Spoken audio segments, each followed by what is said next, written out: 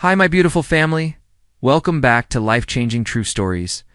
Today I bring you a powerful and deeply loving story. Sophia Torres stood before the cracked mirror in her small bedroom. Smoothing down the emerald green dress her best friend Carmen had lent her that morning, her hands trembled slightly as she applied a touch of lipstick, the cheapest one she could find at the corner store. At 26 years old, she had never been on a real date before, and tonight felt like stepping into a world she had only seen in movies for the past 4 years. Sophia had worked as a housekeeper in the sprawling estate of James Whitfield, one of the wealthiest business owners in Los Angeles. His mansion was a palace of marble floors, crystal chandeliers, and rooms so vast they seemed to echo with emptiness.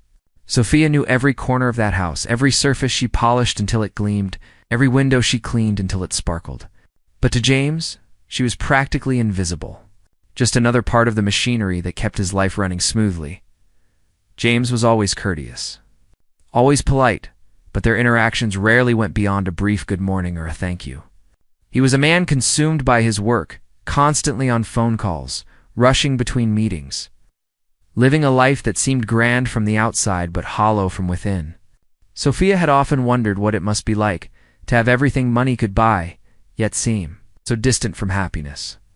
Tonight was supposed to be different for Sophia. She had met Ryan through a dating app 2 weeks ago, and his messages had been sweet and encouraging. He seemed kind, understanding, someone who might see beyond her modest circumstances. When he suggested meeting at the Golden Rose, an elegant restaurant downtown, Sophia felt a flutter of hope. Maybe this was her chance to be seen, to be chosen, to matter to someone. She clutched her small purse containing exactly $8. All she had left after paying her rent and sending money home to her mother in San Diego. Carmen had assured her the dress looked beautiful, that Sophia herself was beautiful. But as she made her way to the restaurant in her old car, doubt crept in like cold fog. The Golden Rose stood like a jewel box on the corner of 5th Street, its windows glowing with warm light and its entrance flanked by well-dressed couples. Sophia took a deep breath, stepped out of her car, and walked toward the heavy glass doors. The moment she entered, she felt the weight of eyes upon her. The other diners, dressed in expensive fabrics and dripping with jewelry, seemed to assess her instantly and find her wanting. A waiter approached with a professional smile that did not quite reach his eyes. She told him she was meeting someone, and he led her to a table near the window with a view of the city lights. The table was set for 2 with white linen, gleaming silverware, and a single rose in a crystal vase. Sophia sat down carefully, trying to remember all the etiquette rules Carmen had frantically taught her that afternoon. 8 o'clock came and went. Sophia checked her phone repeatedly, hoping for a message from Ryan explaining his delay. The waiter returned twice, asking if she would like to order, and each time she politely said she was still waiting. Other diners whispered and glanced her way, and Sophia felt herself shrinking under their scrutiny. By 8:30, the truth was becoming impossible to ignore. Ryan was not coming. Sophia felt her throat tighten and her eyes burn with unshed tears. She had been foolish to believe that someone would actually want to be with her. It's foolish to think she could belong in a place like this. At 8:45, her phone buzzed. With shaking hands, she opened the message from Ryan. The words were brief and brutal. "Sorry, but I don't think this will work out. You're not really what I'm looking for. Good luck." The message hit her like a physical blow. Sophia sat frozen, staring at the screen as tears began to slide down her cheeks. She had been rejected before even getting a chance, dismissed as unworthy without a single conversation. The humiliation was suffocating.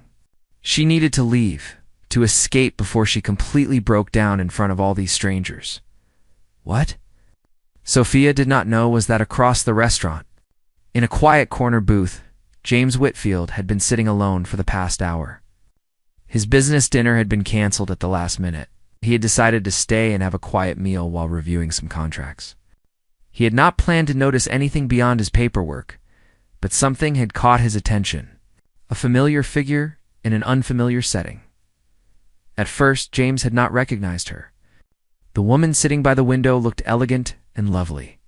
Nothing like the housekeeper who moved quietly through his home in simple work clothes. But as he looked more closely, recognition dawned. It was Sophia. His Sophia. Except she had never been his, had she? She was just his employee, someone he barely spoke to beyond basic pleasantries. But tonight, seeing her in that green dress, with her dark hair falling softly around her shoulders, James saw her as if for the first time. How had he never noticed how beautiful she was? How graceful her movements, how expressive her eyes. For 4 years, she had been part of his daily life, and he had looked right through her. As James watched, he saw her checking her phone anxiously, saw the hope in her posture gradually deflate into disappointment. He saw the exact moment her phone buzzed, and the devastation that crossed her face as she read the message. Something twisted painfully in his chest. Who would do this to her? Who would be cruel enough to stand up such a remarkable woman? James found himself standing before he even realized what he was doing. His feet carried him across the restaurant toward her table, driven by an instinct to protect, to comfort, to somehow make things right. He had spent years building walls around his emotions, focusing solely on business and success. But seeing Sophia hurt shattered something inside those walls. When he reached her table, Sophia was gathering her purse, preparing to flee. She looked up at him with tear-filled eyes, and the shock on her face was almost comical.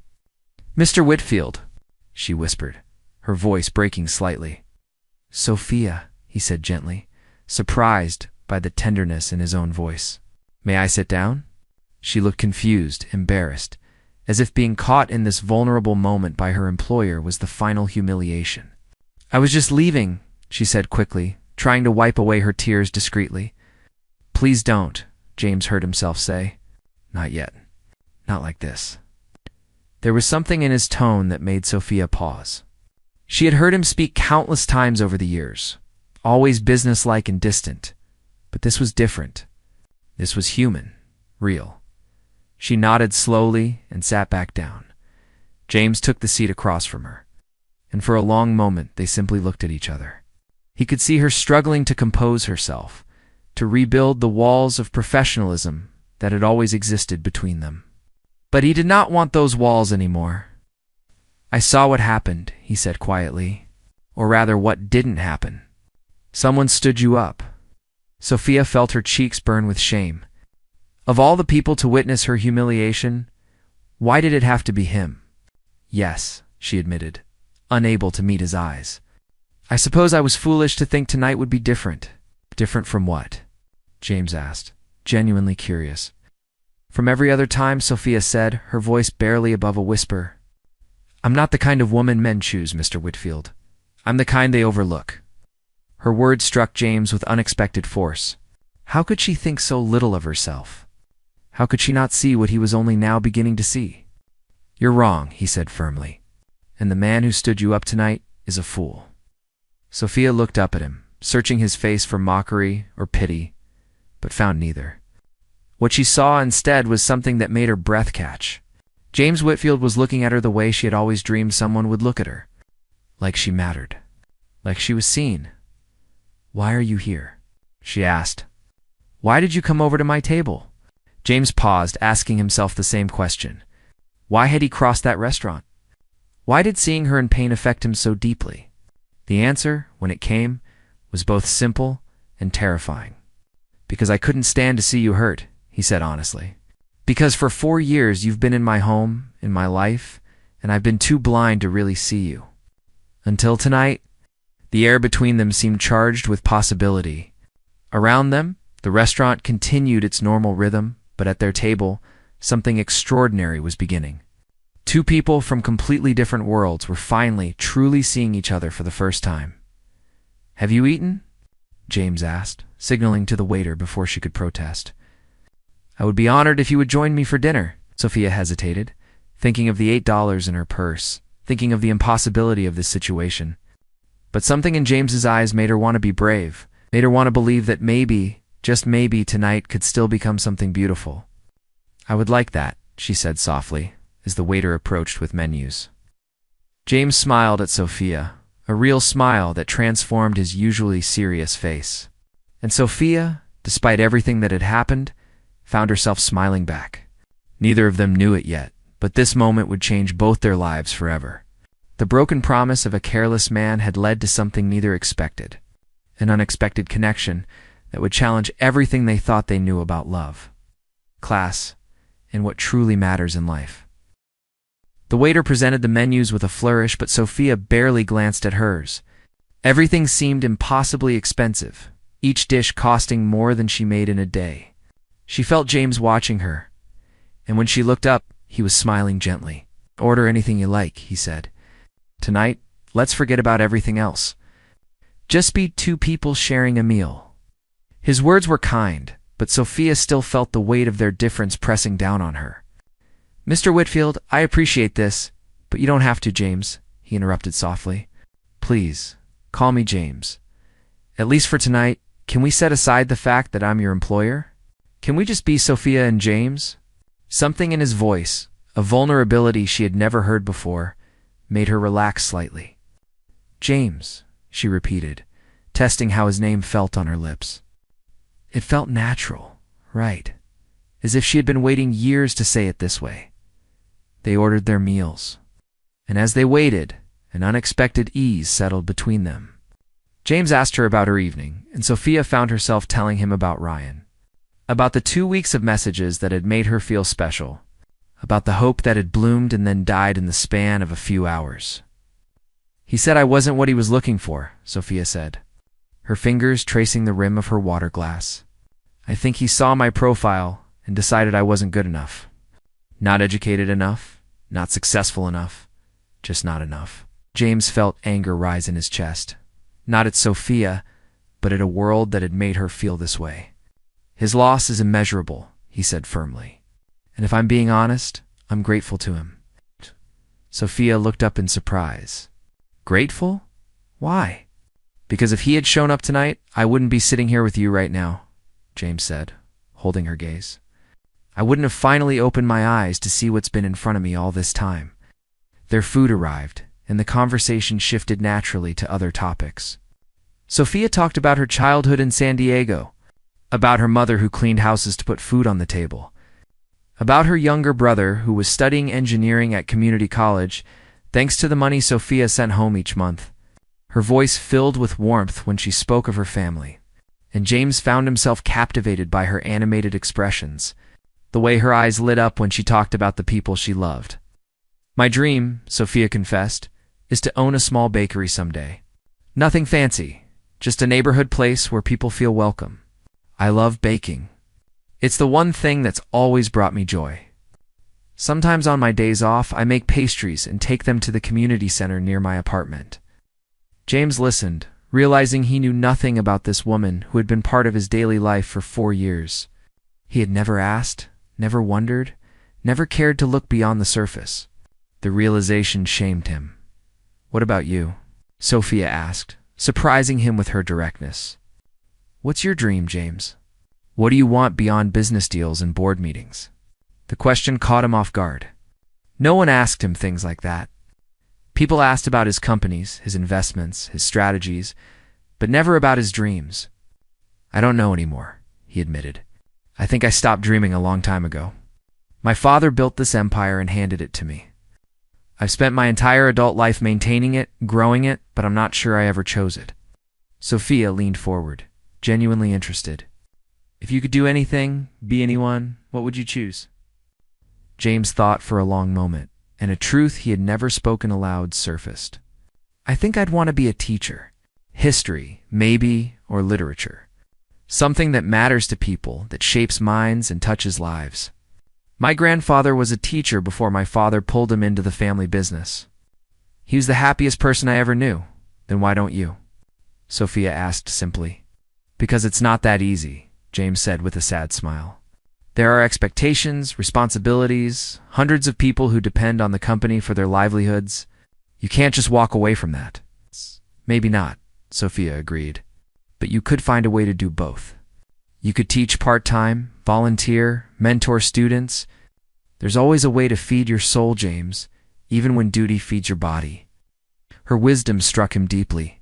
Here was a woman who had every reason to be bitter about life's unfairness, yet she spoke with hope and possibility. She worked a job that many would consider beneath her talents. yet she found joy in baking for strangers at a community center. She had been rejected and humiliated tonight, yet she sat here with grace and kindness. As the evening progressed, James found himself sharing things he had never told anyone. He spoke about the loneliness of his childhood in a house full of staff, but empty of affection. He described his parents' cold marriage, more business partnership than love story. He admitted that at 42 years old, he had dated many women, but never truly connected with any of them. They see the money, the lifestyle, the opportunities I represent, he said. But no one sees me, the real me. The man who sometimes wishes he could just be ordinary, have simple Sunday dinners with family. Worry about everyday things instead of stock markets and merger agreements. Sophia reached across the table and, in a gesture that surprised them both, placed her hand over his. I see you, James. Maybe for the first time. We're both really seeing each other. The touch of her hand sent warmth through him. A feeling he could not quite name, but that felt like coming home after a long journey. They sat like that for a moment, connected across a table in a restaurant full of strangers. Two souls recognizing something essential in each other. When the waiter brought the check, James paid without hesitation, brushing aside Sophia's half-hearted protest. They walked out into the cool Los Angeles night, neither wanting the evening to end. The city lights sparkled around them, and a gentle breeze carried the scent of jasmine from nearby gardens. Thank you, Sophia, said as they stood by her car. This night started as the worst of my life, but you turned it into something beautiful. I'll never forget your kindness. It wasn't kindness, James said, stepping closer. It was selfishness. I didn't want to see you leave. I didn't want to lose the chance to know you. Sophia looked up at him, and in the glow of the streetlights, James thought she was the most beautiful thing he had ever seen. Not because of the dress or the makeup, but because of the light that came from within her, a light that had always been there, but that he had been too blind to see. Can I see you again? He asked, his voice uncertain, in a way that was completely foreign to him. Not as employer and employee, but as James and Sophia. Can we do this again? Sophia knew she should say no. She knew that crossing this line could complicate everything, could cost her the job she desperately needed, could end in heartbreak when reality reasserted itself.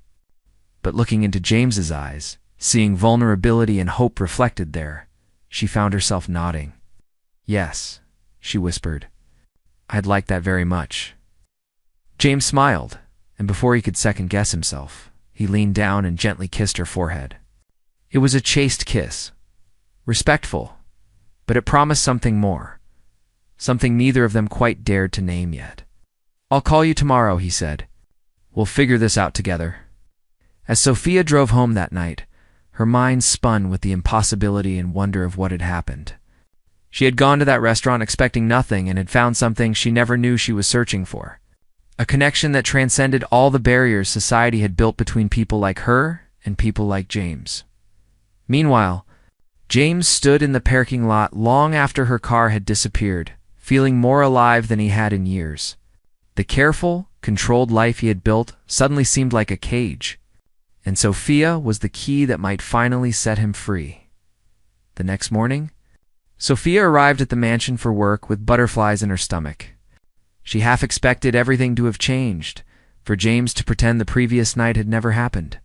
But when she entered through the kitchen door, she found him there, something that had never happened before. He was making coffee, and when he saw her, his face lit up with a genuine smile that took her breath away. Good morning, Sophia, he said warmly. I made extra coffee. Would you join me on the terrace for a few minutes before you start your day? It was a simple invitation, but it held the promise of something more. As they sat together watching the sunrise, sipping coffee and talking easily, both knew their lives had irrevocably changed. The question was not whether they felt something powerful between them. That was undeniable. The question was whether they had the courage to pursue it. Despite everything that stood in their way, over the following weeks, they fell into a new rhythm. Sophia worked during the day, maintaining professionalism, but in the evenings, after her official hours ended, they would meet. Sometimes they cooked dinner together in his vast kitchen, James learning to make her grandmother's recipes while Sophia taught him with patient humor. Sometimes they watched old movies in his home theater, sitting close enough to feel each other's warmth. Sometimes they simply talked for hours, sharing dreams and fears and everything in between. James discovered that Sophia had a quick wit that made him laugh, something he had not done freely in years. She introduced him to her world, taking him to the community center where she volunteered, showing him the small joys she found in everyday life. Through her eyes, he began to see richness and simplicity, value in things money could not buy. Sophia, for her part, saw depths in James that his public persona never revealed. She learned about his secret donations to schools and hospitals, contributions he never publicized. She discovered his love of poetry, finding worn volumes of Pablo Neruda and Rumi hidden in his study. She realized that beneath the businessman was an artist's soul, starved for beauty and meaning, but their growing closeness could not remain secret forever. And when the world discovered their relationship, they would face their greatest test. The turning point came on a Friday evening 6 weeks after that fateful night at the Golden Rose. James had invited Sophia to a charity gala, a public event where his appearance always attracted attention.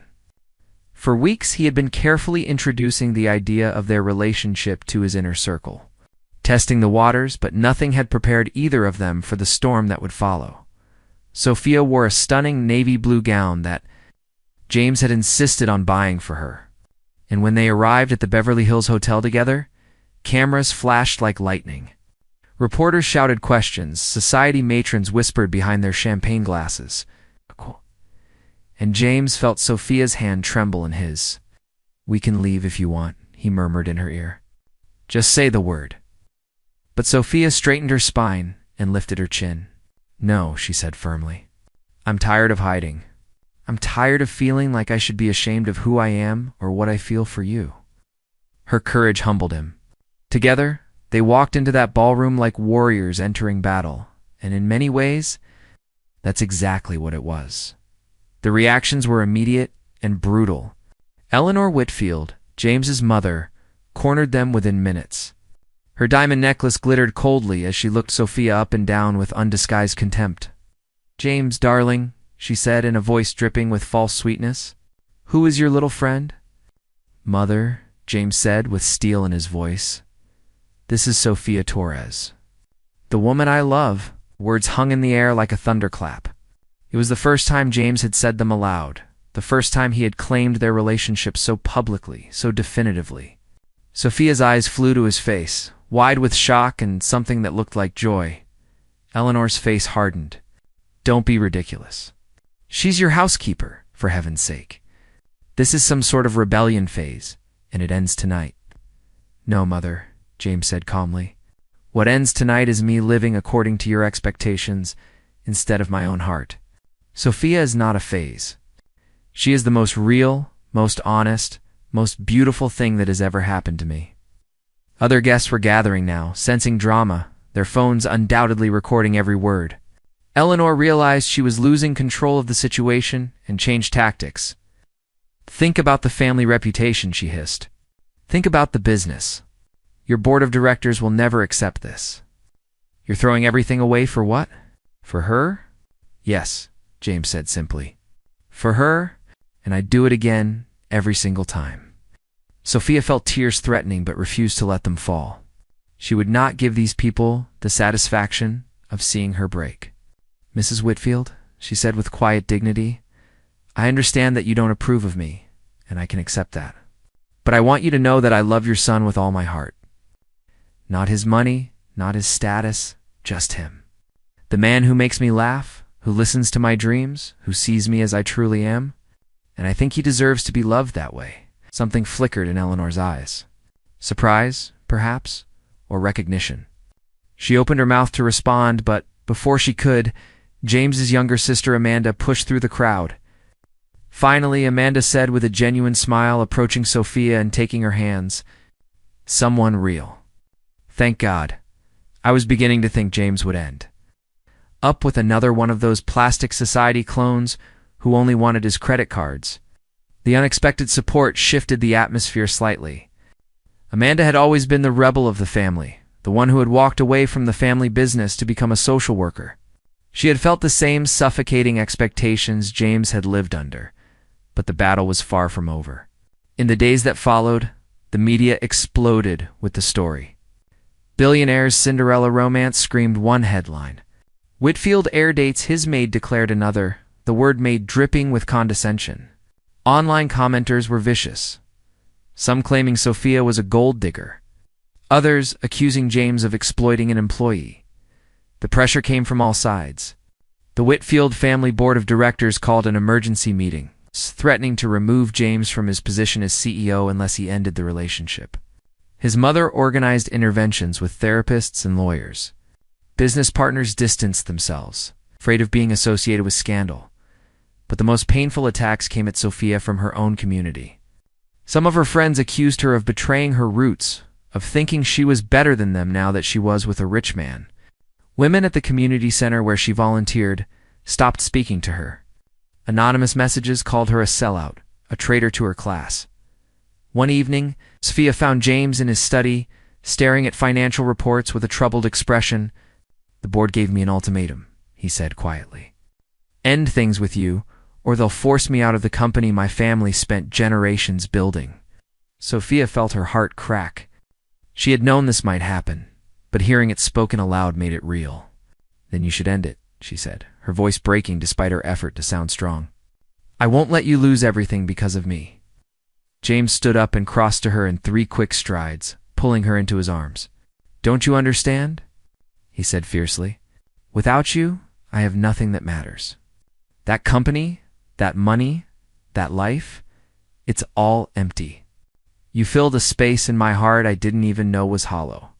I'm not giving that up. I'm not giving you up, but your family, your work, everything you've built," Sophia protested. "I haven't built anything," James said. "I've maintained a legacy that was never truly mine. But with you, I can build something real. Something that belongs to us. I don't care if I have to start over. I don't care if we have to struggle. As long as I have you, I have everything." Sophia looked up at him through tears, and in that moment she knew with absolute certainty that this man loved her. Not for what she could give him, not for how she made him look, but for who she was in her deepest self. "I love you," she whispered. "I love you so much it terrifies me." "Then be terrified with me," James said, kissing her with a passion that spoke of commitment and promises. "Let's choose each other every single day, no matter what the world throws at us." The next day, James called a press conference. With Sophia standing beside him, he addressed the cameras and the world. His statement was simple and powerful. "My name is James Whitfield, and I am in love with Sophia Torres. She is not my maid, though she has worked in my home with dedication and grace. She is not my scandal, though many want to make her one. She is my partner, my equal, and the woman I intend to spend my life with. I am stepping down as CEO of Whitfield Industries to pursue a life that honors my truth and my heart. To those who judge us, I say this: you don't know what love is until you find someone who sees you completely and loves you anyway. I found that with Sophia, and no amount of money or prestige could ever compare to that gift." The press conference went viral. Reactions were mixed, but something unexpected happened. People began sharing their own stories of love across social boundaries. Workers who had fallen for bosses, students who had loved teachers, people from different religions and cultures who had found each other despite opposition. The conversation shifted from scandal to inspiration. James's mother eventually came around. Softened by Amanda's persistent advocacy and by seeing the genuine happiness in her son's face. The board replaced him, but James discovered freedom in letting go. He began teaching history at a local community college, finding fulfillment he had never known in the corporate world. He still had wealth from personal investments, more than enough for any life they wanted to build. Sophia opened her bakery with James's support, not his money. She took out a small business loan and worked day and night to make it succeed. The neighborhood embraced her shop, and it became a gathering place for people from all walks of life. James often helped in the mornings before his classes, and regulars loved seeing the former billionaire CEO serving coffee with flour on his shirt. 6 months after that fateful charity gala, James proposed to Sophia in the kitchen of her bakery. Surrounded by the smell of fresh bread and the warmth of ovens, the ring was simple, not the massive diamond his mother had insisted he should buy. but a delicate band with a small sapphire that reminded him of the dress she had worn on their first night together. "Marry me," he said, kneeling on the flower-dusted floor. "Not because of what we were, but because of what we are. Two people who found each other when we weren't even looking, who chose each other when the world said we shouldn't, who built something real from what everyone thought was impossible." "Yes," Sophia said through happy tears. "Yes, 1,000 times yes." Their wedding was small, held in the garden of Amanda's house, attended by the people who truly mattered. Sophia's mother cried throughout the ceremony, not from sadness but from joy at seeing her daughter so loved. James's mother surprised everyone by embracing Sophia warmly, whispering an apology for her initial cruelty. As they danced their first dance as husband and wife, James held Sophia close and whispered, "Thank you for teaching me what really matters." "Thank you for seeing me," Sophia whispered back. And in that garden, surrounded by loved ones under a sky full of stars, two people who should never have met, who came from worlds that were never supposed to touch, proved that love recognizes no boundaries when it's real, that sometimes the greatest treasures are found in the most unexpected places, that being seen, truly seen, by another person is worth more than all the wealth in the world. Their story did not end with that wedding, of course. It was just the beginning of a lifetime of choosing each other, of building a life that honored both their dreams, of proving every day that love, when it's genuine and brave, can cross any divide and create something beautiful from what the world insists should remain separate. And somewhere in Los Angeles, in a little bakery that smelled of cinnamon and hope, their story inspired others to believe in the impossible, to see beyond surfaces, to recognize that the most profound connections often come from the most unexpected places.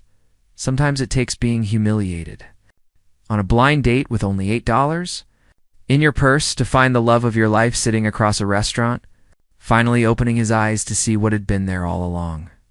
Sometimes it takes losing everything to discover what truly matters. And sometimes love is simply two people deciding that together is better than apart, no matter what anyone else thinks. Thank you for taking the time to listen to this story. If you enjoyed this content, don't forget to click like, share this story with your friends and family, and subscribe to the channel so you don't miss out on more meaningful stories.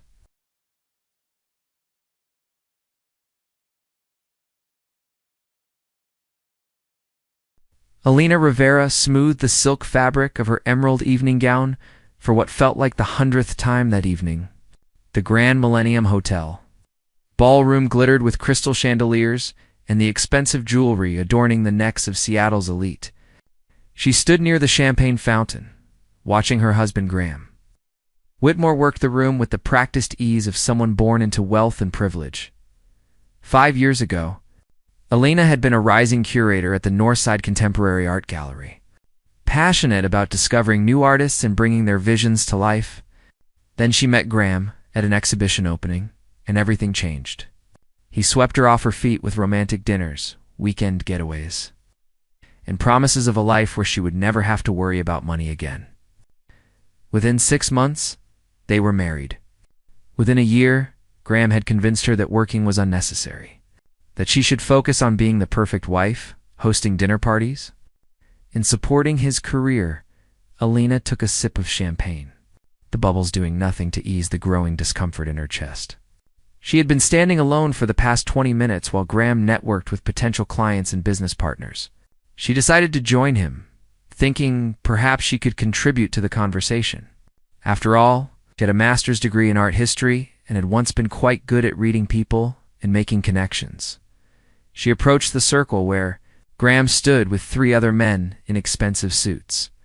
They were discussing a real estate development project downtown.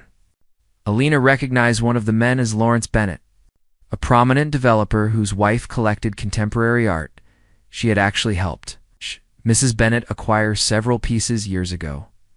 "Graham," she said softly, touching his arm. "Mr. Bennett, it is wonderful to see you again. How is Patricia? I heard she just opened a private gallery space in your Belltown building." Graham's body went rigid. His jaw clenched in that way Elena had learned to recognize over the years. The way that meant she had done something to displease him. Lawrence Bennett smiled politely, clearly not remembering her, which stung more than she expected. Before she could say anything else, Graham turned to her with a smile that did not reach his eyes. His hand gripped her elbow firmly, painfully. "Darling, why don't you go check on the silent auction items? I think you mentioned wanting to bid on something." "I thought I could join the conversation," Alina replied, confusion mixing with the first stirrings of hurt. "I actually know quite a bit about the art scene in that neighborhood." The look Graham gave her could have frozen fire. Then he leaned in close, his voice low enough that only she could hear, but his words cut through her like shattered glass. "Stay away, you are embarrassing me. Go find something else to do." The world seemed to tilt. Alina felt heat flood her face as the men in the circle shifted uncomfortably. Clearly having heard enough to understand what was happening, one of them, a younger man with kind eyes, looked away as if to give her privacy in her humiliation. But there was no privacy, not really. Several other guests had noticed the exchange. Alina could feel their eyes on her, some pitying. Others merely curious about the drama unfolding. She stepped back, pulling her arm from Graham's grip. Her throat felt tight, but she refused to cry. Not here, not in front of all these people. Without a word, she turned and walked away, her heels clicking against the marble floor with each measured step. She did not run. She would not give anyone the satisfaction of seeing her completely fall apart. Alina found refuge near the floor-to-ceiling windows overlooking the city. Seattle sparkled below, thousands of lights representing thousands of lives, all of them suddenly seeming more appealing than her own. She pressed her fingertips against the cool glass, trying to ground herself, trying to remember how to breathe normally. How many times had this happened? How many times had Graham dismissed her, diminished her, made her feel small? She had made excuses for years. He was stressed from work. He was worried about appearances. He was protecting his business relationships. But standing there, looking at her reflection in the window, a beautiful woman in an expensive dress who felt absolutely worthless, Alina finally admitted the truth to herself. This was not about stress or appearances. This was about control, and she had given him complete control over her life. Behind her, she heard women talking, their voices carrying in that way people's voices do when they think they are being discreet, but really are not. That is Graham Whitmore's wife. Poor thing, he treats her like an accessory. I heard he has a mistress in Portland, young associate at his firm. Everyone knows except her, apparently. Elena's hands trembled. She turned slightly and saw the two women, both dripping in diamonds, both wives of Graham's colleagues. They noticed her looking and had the grace to appear embarrassed before moving away. But the damage was done. The words hung in the air, confirming what Elena had suspected but been too afraid to acknowledge. She made her way to the ladies' room, needing a moment alone to process everything crashing down around her. The bathroom was all marble and gold fixtures, designed to make wealthy women feel pampered. Alina stared at herself in the mirror. Her makeup was still perfect. Her hair was still elegantly styled. Her dress probably cost more than some people made in a month. But inside, she felt hollow, carved out, got a beautiful empty shell. The door opened and an older woman entered, someone Alina vaguely recognized from previous events. The woman paused, taking in Elena's expression with surprising insight. "My dear," she said gently, "whatever you are thinking about doing, do it. Life is far too short to spend it making yourself smaller for a man who cannot see your worth." Alina met the woman's eyes in the mirror. "How did you know?" "Because 30 years ago, I stood exactly where you were standing," the woman replied. "I stayed. I regret it every single day. Don't make my mistake." After the woman left, Alina remained in the bathroom for several more minutes, something crystallizing inside her.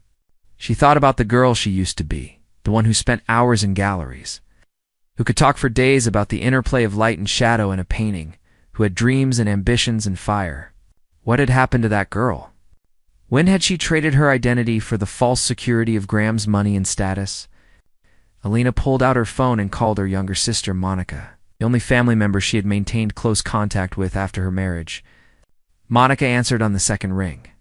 "I need a place to stay tonight," Lena said simply. Monica did not ask questions, did not hesitate.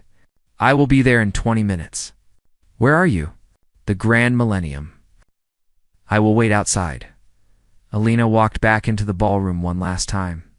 Graham was still networking, still smiling, still playing the role of the successful businessman. He glanced her way briefly, and she saw the flicker of annoyance in his eyes, probably expecting her to apologize for earlier. Instead, she held his gaze for a long moment, then turned and walked toward the exit. She left her coat behind. She left the expensive purse Graham had given her for their anniversary. She left behind 5 years of pretending, of shrinking, of losing herself piece by piece. The cool Seattle air hit her face as she stepped outside, and despite everything, despite the pain and humiliation and fear of what came next, Alina felt something she had not felt in years. She felt free. Monica pulled up in her modest sedan 30 minutes later, and Alina climbed in without looking back at the gleaming hotel behind her. Her sister reached over and squeezed her hand. You okay? No, Alina admitted. But I will be.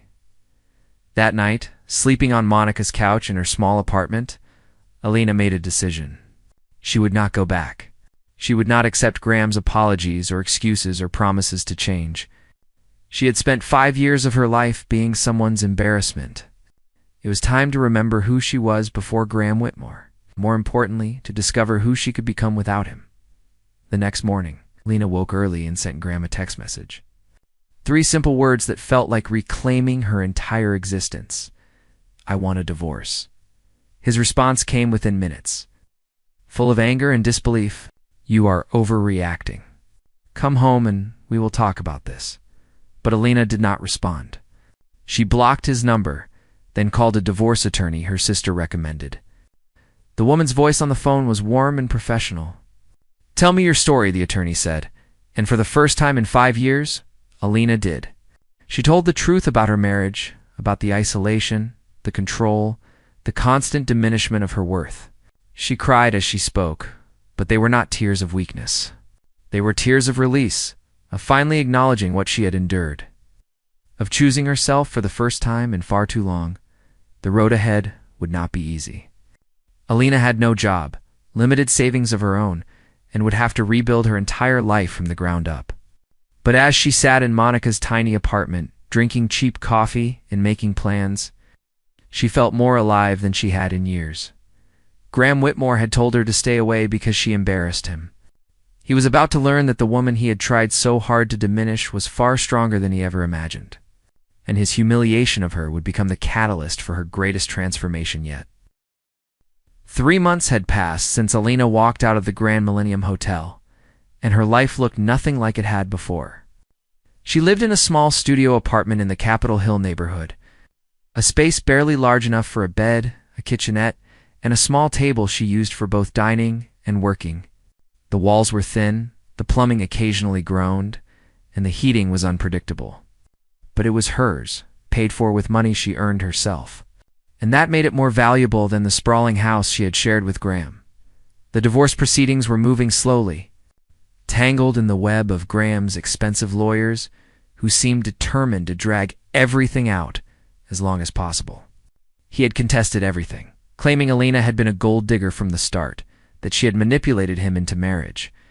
The accusations stung, but Alina had learned to let them bounce off her. She knew the truth, and that was enough.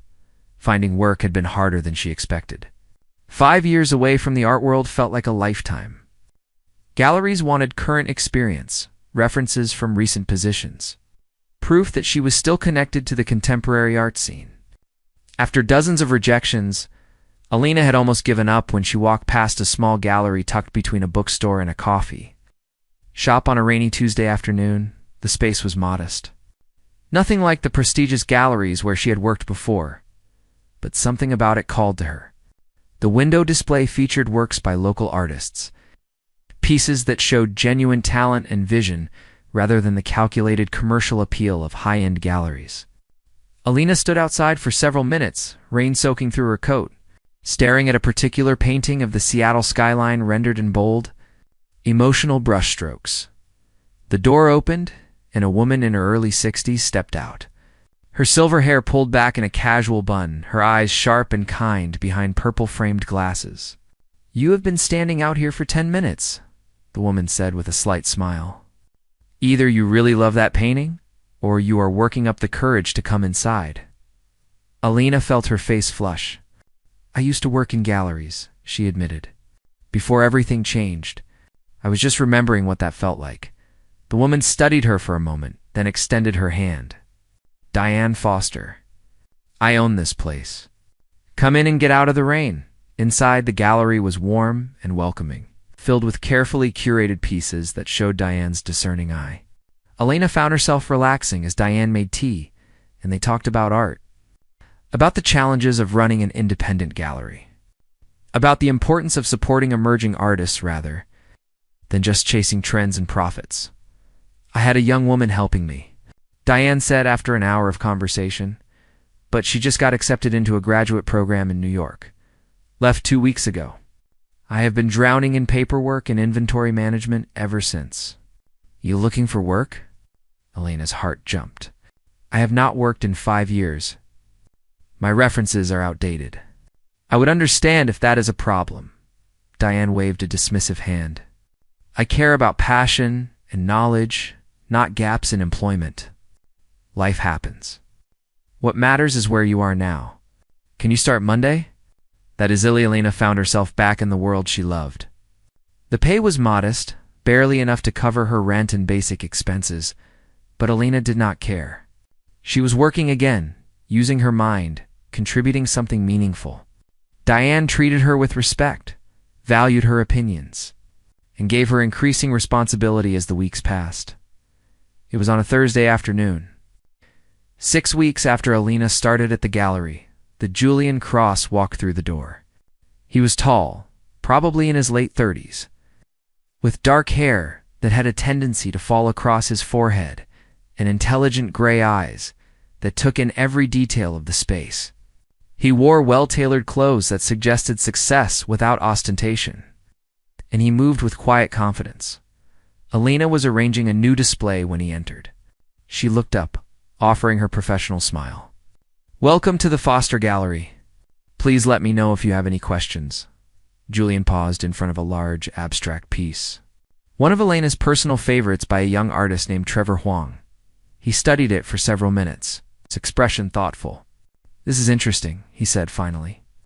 "The way he uses negative space to create tension. It is architectural in its precision, but emotional in its impact." Alina moved closer, pleased that someone else saw what she saw in the work. Exactly. Trevor trained as an engineer before. Switching to art, he brings that technical understanding, but filters it through genuine, emotional depth. Julian turned to her, and something in his expression made Alina's breath catch.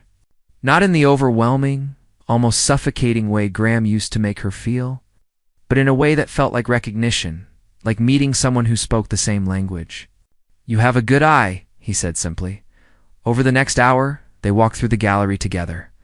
Julian asked thoughtful questions, and Alina found herself opening up about the artists, the creative process, the stories behind the pieces. When Diane emerged from her office and saw them talking, she caught Alina's eye with a knowing smile. Julian finally stopped in front of a series of watercolors, depicting urban landscapes. "I am actually here on business," he admitted. "I am an architect. My firm is completing a new mixed-use building downtown, high-end residential, with commercial space on the ground floor. We are looking for art to incorporate into the public spaces. Something that feels connected to Seattle, that speaks to both innovation and tradition." Alina felt her pulse quicken. "That is exactly what we specialize in. Local artists who capture the essence of the city while pushing creative boundaries. Could we set up a consultation?" Julian pulled out a business card. "I would love to discuss this further, see what pieces might work for the project." Alina took the card, their fingers brushing briefly. The name embossed on the card read Cross Architecture and Design with an address in one of the upscale office buildings near Pike Place Market. "Of course, would next Tuesday work?" "Perfect," Julian said. He hesitated at the door, then turned back. "I am glad I found this place. And glad I met you." After he left, Diane appeared at Elena's shoulder. Well, she said with amusement. That was interesting. It was a business inquiry, Elena protested, but she could feel her face warming. Diane laughed. Honey, I have been running this gallery for 20 years. That man was interested in more than just art. The consultation on Tuesday turned into a 3-hour discussion over coffee. Julian brought his design partner, a sharp woman named Rachel Kim, and together they explored ideas for integrating art throughout the building. But Elena noticed that Julian's attention kept drifting to her, and several times their eyes met across the table with an intensity that had nothing to do with commercial art installations. Over the following weeks, Julian found reasons to stop by the gallery, sometimes with legitimate questions about the project, sometimes just to see what new pieces had arrived, sometimes Elena suspected, just to see her. He was different from Graham in every way. Where Graham had been commanding and controlling, Julian was collaborative and curious. Where Graham had dismissed her opinions, Julian actively sought them out. Where Graham had made her feel small, Julian made her feel seen. It was terrifying. One evening, Selena was closing up the gallery. Julian appeared at the door just as she was locking it. I was hoping to catch you, he said, slightly out of breath, as if he had been hurrying. I know this might be forward, but would you have dinner with me? Not about the project, just dinner. Elena froze, her hand on the key. Julian, I appreciate the offer, but I am in the middle of a messy divorce. My life is complicated right now, and I am not sure I am ready for anything beyond professional. I understand, he said gently, and I am not trying to rush you into anything. But Elena, I enjoy talking with you. I enjoy being around you. We could just have dinner as friends. No pressure, no expectations. She wanted to say yes. She wanted it so much it scared her. But the wounds from Graham were still fresh, and the idea of trusting someone again felt impossible. I need time, she said quietly. Take all the time you need, Julian replied. But I hope you know that I see you, Elena, not as someone to control or diminish, but as someone extraordinary. Before she could respond, he walked away, leaving her standing in the doorway with tears in her eyes and hope warring with fear in her chest. The decision was taken out of her hands. 2 weeks later, when Graham showed up at the gallery, Elena was alone, Diane having left early for a doctor's appointment. She looked up from the inventory she was organizing to find her soon-to-be ex-husband standing in the doorway, and her entire body went cold. Graham looked thinner than she remembered, with dark circles under his eyes that suggested he was not sleeping well, but his expression was the same mixture of arrogance and entitlement she knew so well. We need to talk, he said without preamble. We have lawyers for that, Elena replied, keeping her voice steady despite her racing heart. You should not be here. 5 years of marriage, and you cannot give me 5 minutes? Graham moved into the gallery, and Elena instinctively stepped back. I made a mistake, Elena. I see that now. Come back home, and we can work through this. Elena stared at him, amazed that he truly believed she would consider it. You humiliated me in public. You treated me like I was nothing for years. And now you want me back because what? Because you realized you miss having someone to control? That is not fair, Graham said, anger flashing in his eyes. I gave you everything. That beautiful home, expensive clothes, a lifestyle most women would kill for. You gave me things, Elena corrected, but you never gave me respect. You never gave me partnership. You never even really saw me as a person. Graham's jaw clenched. I heard you were working in some little gallery now, barely making minimum wage. You are living in a dump in Capitol Hill. You threw away everything we had for this. I threw away a prison, Elena said firmly, and I found myself. You will regret this, Graham said coldly. When your little art project fails and you are struggling to pay rent, remember that I offered to take you back. Get out, Elena said, her voice shaking but strong. Get out now, or I call the police. Graham stared at her for a long moment, then turned and left without another word. Elena waited until she heard his car pull away before her legs gave out, and she sank into the chair behind the desk. Trembling from the confrontation, that was when Julian walked in, stopping short when he saw her face. Elena, What happened? She looked up at him, this man who had shown her nothing but kindness and respect, and something inside her broke open. Graham was here, she said, and suddenly she was crying, all the fear and anger and residual pain pouring out. Julian crossed the space in 3 strides and pulled her into his arms. She stiffened at first, then relaxed into the embrace, letting herself be held, letting herself feel safe. "I am sorry," he murmured against her hair. "I am so sorry you had to go through that." They stood like that for several minutes, and Alina realized something profound. She was not afraid anymore, not of Julian, not of opening her heart again, not of the possibility that someone might actually love her the way she deserved to be loved. When she pulled back, looking up into Julian's concerned face, she made a decision. "That dinner offer," she said softly. "Is it still open?" Julian's face broke into a smile that reached his eyes. "Absolutely," as Alina locked up the gallery that night. With plans to meet Julian at a small Italian restaurant the following evening, she felt something she had not felt since the night she left Graham. She felt hope, real and tangible and full of possibility. Her ex-husband had tried to break her, to make her regret choosing herself. Instead, she was building a life that was authentic and meaningful. Surrounded by people who valued her, Graham had told her she would regret leaving. But standing there in the cool evening air, thinking about the dinner tomorrow and the man who saw her for who she truly was, Alina knew the only thing she regretted was not leaving sooner. 6 months after that first dinner with Julian, Alina's life had transformed in ways she never could have imagined. The small studio apartment was still home, but now its walls were covered with her own artwork. Pieces she had started creating again after years of suppressing that part of herself. Julian had encouraged her to pick up a brush, reminding her that she was not just a curator, but an artist in her own right, and slowly, tentatively, she had begun to paint again. The relationship with Julian had unfolded naturally, without pressure or demands. He respected her boundaries, celebrated her independence, and seemed genuinely interested in who she was as a person rather than what she could do for him. They spent evenings talking about art and architecture, mornings walking through Pike Place Market, weekends exploring the islands around Seattle. With Julian, Alina learned what partnership actually meant, what it felt like to be with someone who wanted to build something together rather than mold her into a convenient accessory. The art installation at Julian's building had been a tremendous success. Alina had curated a collection that perfectly balanced the building's modern aesthetic with deeply rooted connections to Seattle's culture and history.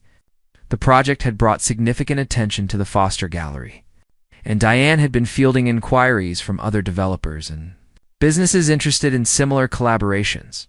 It was a crisp October morning when Diane called Alina into her office with an unusual expression on her face, somewhere between excited and emotional.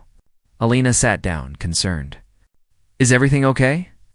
Diane smiled, her eyes glistening slightly. "More than okay. Alina, I have been thinking about this for a while now, and the success of the Cross project confirmed what I already knew. You have incredible vision and talent. You understand art and business in a way that is rare." Alina waited, not sure where this was going. "I am getting older," Diane continued. "My husband wants us to travel, to enjoy our retirement while we still can. I have been looking for the right person to take over the gallery, someone who would honor what I built while bringing fresh energy and ideas." She paused, then smiled. "I want that person to be you, Alina. I want to sell you the gallery." Alina felt the room spin slightly. "Diane, I do not have that kind of money." The divorce settlement was not generous. "Graham made sure of that, I know," Diane said gently. "That is why I am proposing a payment plan, something manageable that would allow you to buy in over time. You have already proven yourself invaluable here. This place should be yours." Tears sprang to Alina's eyes. She thought about the girl who had walked out of that hotel 6 months ago with nothing but her dignity. The woman who had rebuilt her life one small piece at a time.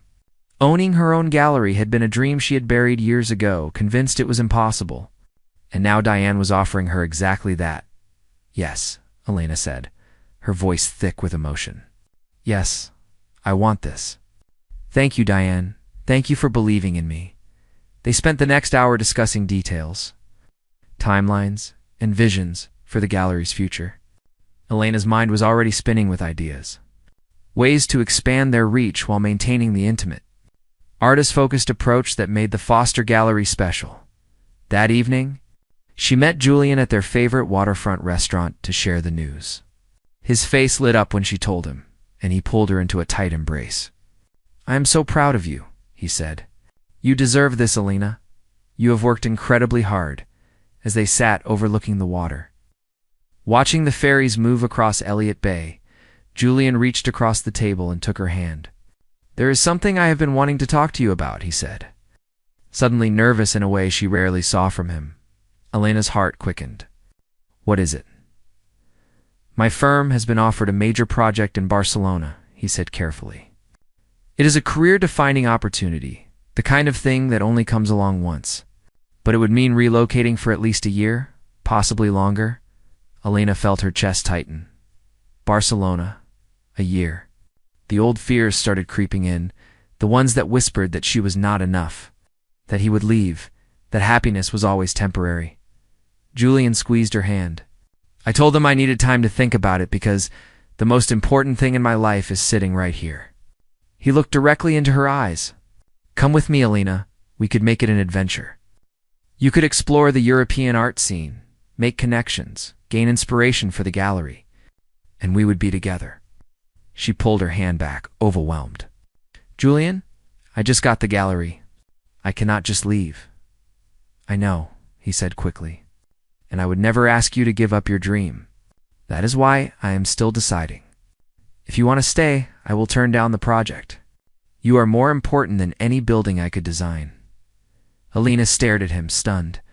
"You would give up a career-defining opportunity for me?"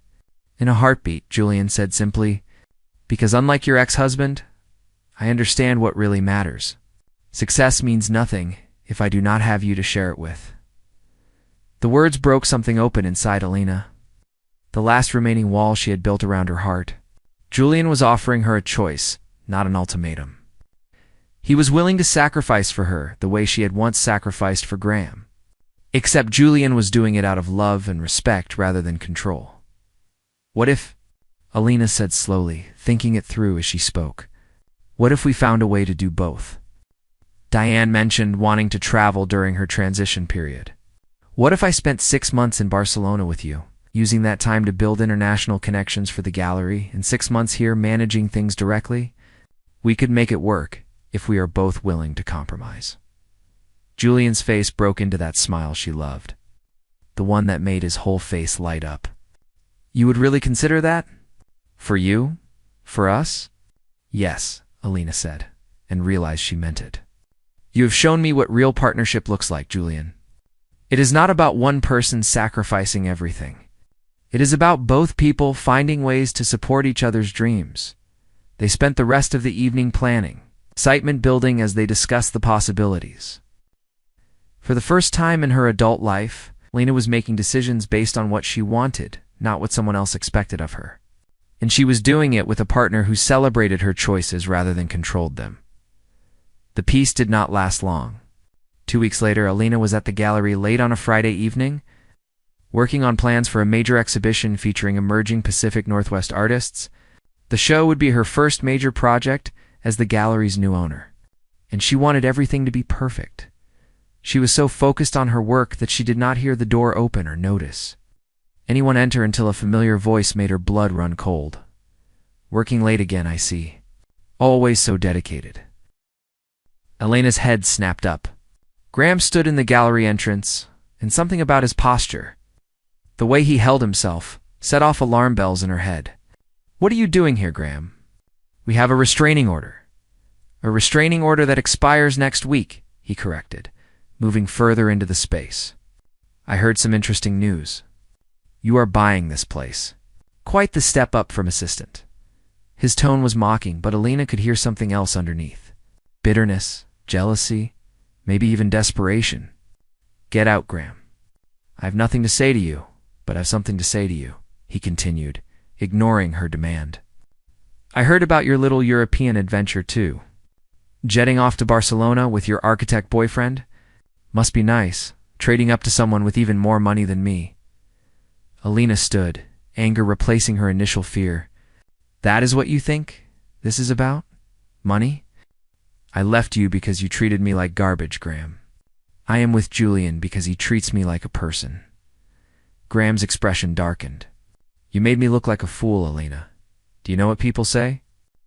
That my wife left me for nothing, that she chose poverty over me. You humiliated me. I humiliated you. Alina felt years of suppressed anger rising to the surface. You told me to stay away because I was embarrassing you in front of your business associates. You dismissed everything I said, everything I cared about. You had affairs and expected me to just accept it. And somehow I am the one who humiliated you? I gave you everything, Graham said, his voice rising. I made you someone. Without me, you were just a mediocre curator at a second-rate gallery. The words were meant to wound, to make her doubt herself the way she had for so many years, but they bounced off harmlessly because Alina finally understood her own worth. No, Graham, she said calmly. You did not make me someone. You tried to unmake me. You tried to erase who I was so you could have a pretty accessory on your arm. And I let you for far too long. Graham took a step toward her, and Alina saw something dangerous flash in his eyes. You think you have one? You think your little life is so perfect now? I can destroy this, Alina. One phone call to the building inspectors, one complaint to the right people, and your gallery is finished. Before Alina could respond, the gallery door opened again. Julian walked in, followed by 2 police officers. Alina had texted him when she first saw Graham, a precaution they had set up after the last unwanted visit. Everything okay here? One of the officers asked, his hand resting casually on his belt. Graham's face went white as he realized he had been caught. I was just leaving, he said quickly. Not yet, the officer replied. We received a report of harassment in violation of a protective order. Sir, I need you to step outside. As the officers escorted Graham out, he turned back to look at Alina one last time. She expected to see anger or threats, but instead, she saw something that looked almost like regret. Like he was finally realizing what he had lost. But it was too late for regret, too late for apologies. That chapter of her life was closed. After Graham was gone, and the police had taken her statement, Julian wrapped his arms around Alina. She leaned into him, feeling safe and protected but also strong in her own right. I am sorry you had to deal with that, he said softly. Alina shook her head. No, I needed that.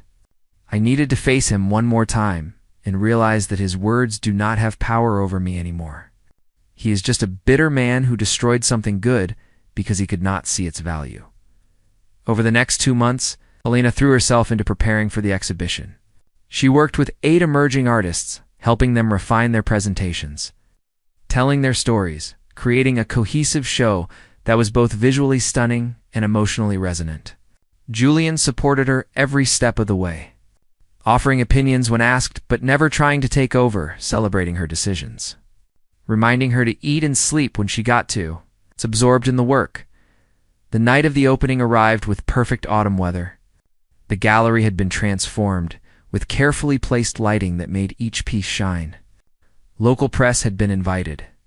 Art collectors, other gallery owners, and most importantly, the artists themselves, along with their friends and families.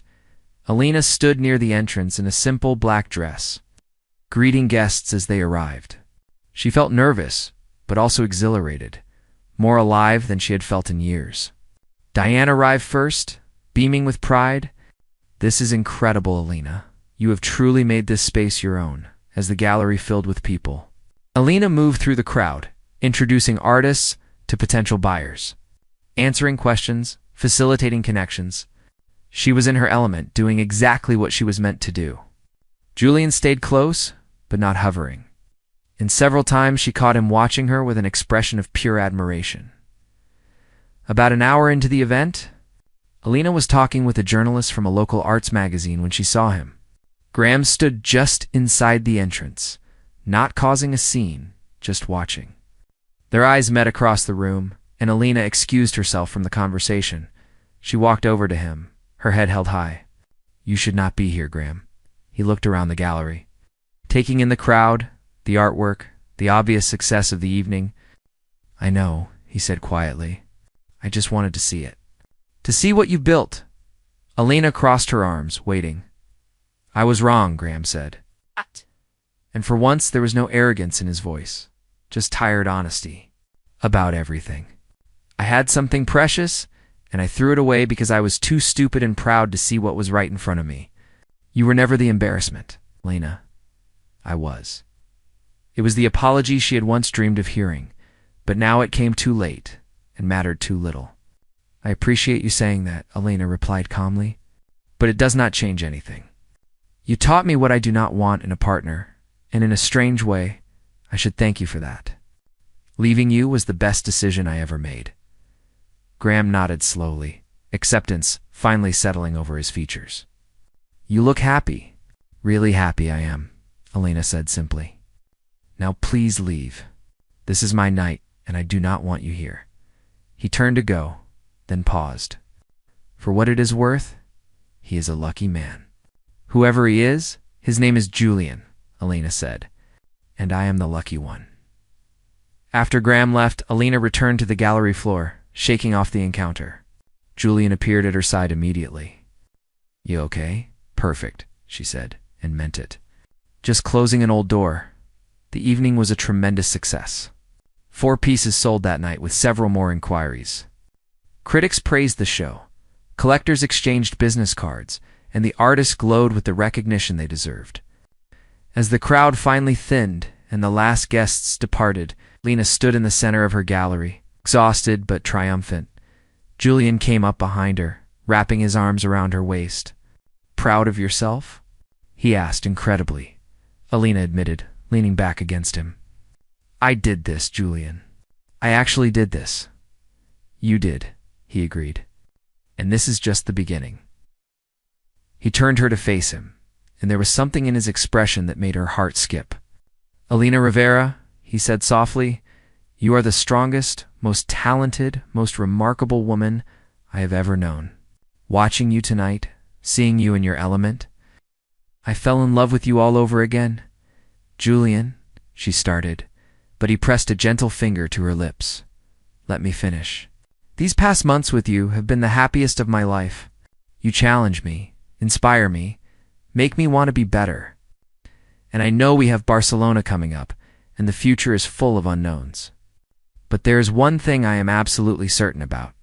He reached into his pocket and pulled out a small velvet box. And Elena's breath caught. I love you, Elena. Not because of what you can do for me, or how you make me look to others, but because of who you are. Your kindness, your passion, your resilience, your incredible heart. Will you marry me? Elena looked at the ring, then at Julian's face, then around at the gallery that represented everything she had built from the ashes of her old life. A year ago, she had been someone's embarrassment, someone's discarded possession. Now she was a business owner, an artist, a woman who knew her own worth. And she was loved by someone who celebrated her rather than diminished her. Yes, she said, tears streaming down her face. Yes, Julian, I will marry you. As he slipped the ring onto her finger and pulled her into a kiss. Elena thought about the night Graham had humiliated her at that charity gala. The moment that it seemed like the worst night of her life. She had been so broken, so convinced that she was worthless. But that humiliation had been the catalyst for everything good that followed. It had forced her to choose herself, to rebuild. To remember who she was and who she wanted to be. Graham had tried to make her regret leaving. Instead, she had built a life so full of purpose and love that she could not imagine having stayed.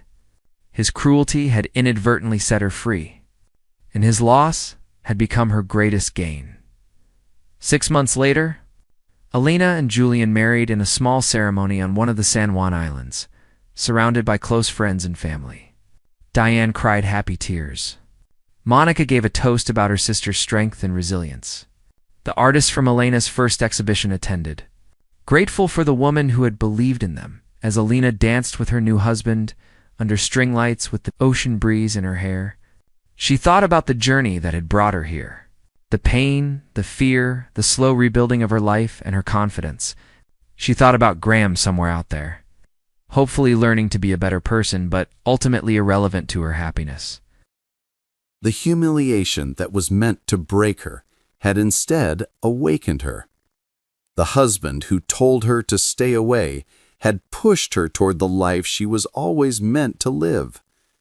And the regret Graham had wanted her to feel had transformed into profound gratitude for the courage to start over. Elena Rivera had been told she was an embarrassment. Now she was a gallery owner, an artist, a partner to someone who treasured her, and most importantly, a woman who finally understood her own immeasurable worth. And as she looked around at the people celebrating with her, all of them there because they valued her for exactly who she was, Elena knew that the best revenge was not making Graham regret his choices. The best revenge was building a life so beautiful that his opinion simply did not matter anymore. She had done more than survive. She had flourished. And that was the ending she had written for herself. My husband said his family's Christmas trip had been canceled, so I agreed to work the holiday shift at the hospital. During my break, I saw a post from his sister on social media, a photo of a grand dinner. They were all there, except for me. My husband was smiling, his hand on the waist of a woman I had never seen before. The caption read, "Family all together at our lake house. The lake house was mine." 5 minutes later, the photo was gone. I started making a plan. The following week, on New Year's Eve, the police called me, and everyone's life turned upside down. 7 years of marriage, 15 years together since high school. Michael was my first and only love, and I believed he felt the same way about me. As a surgeon at Chicago General, my shifts were grueling, but Michael always said he was proud of my dedication. I believed him.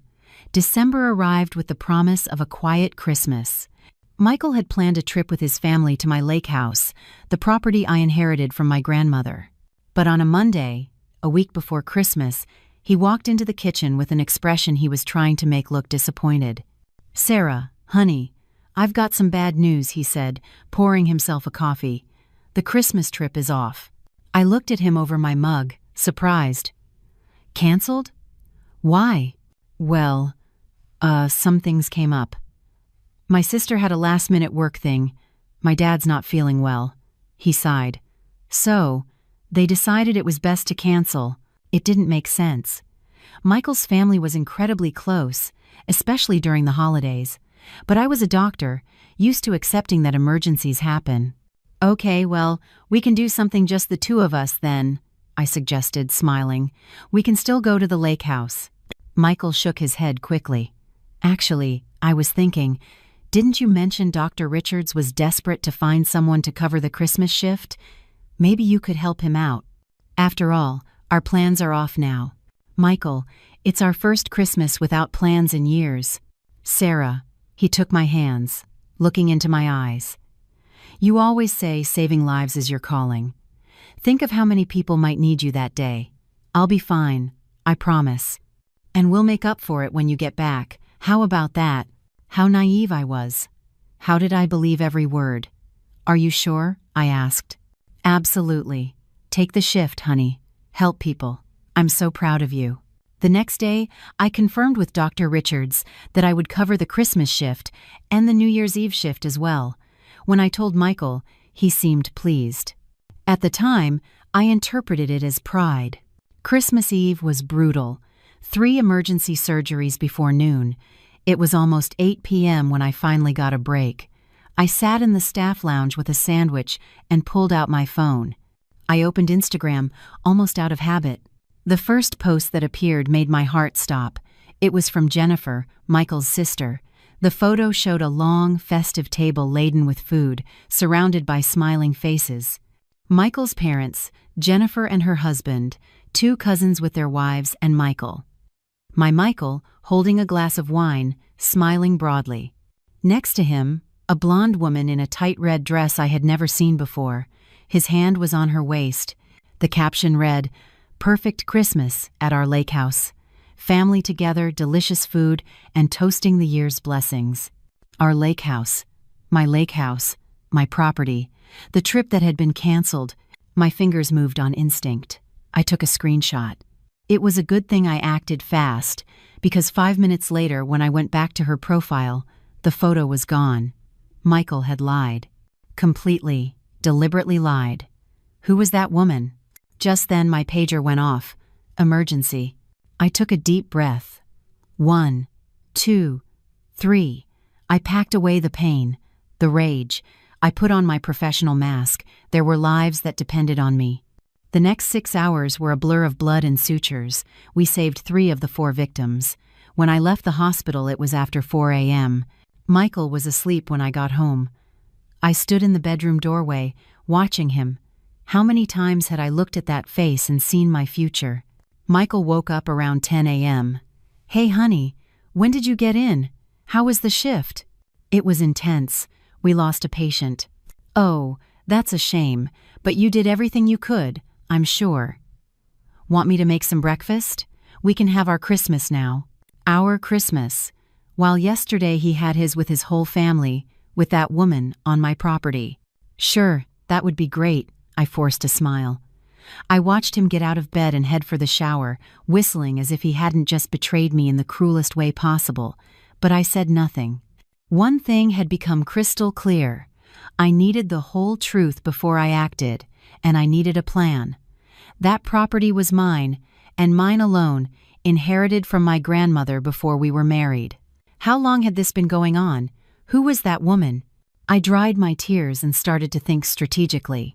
Michael wanted to play a game. Fine, but he was playing against the wrong woman. I was a surgeon, trained to work under pressure, to have steady hands when everything was falling apart.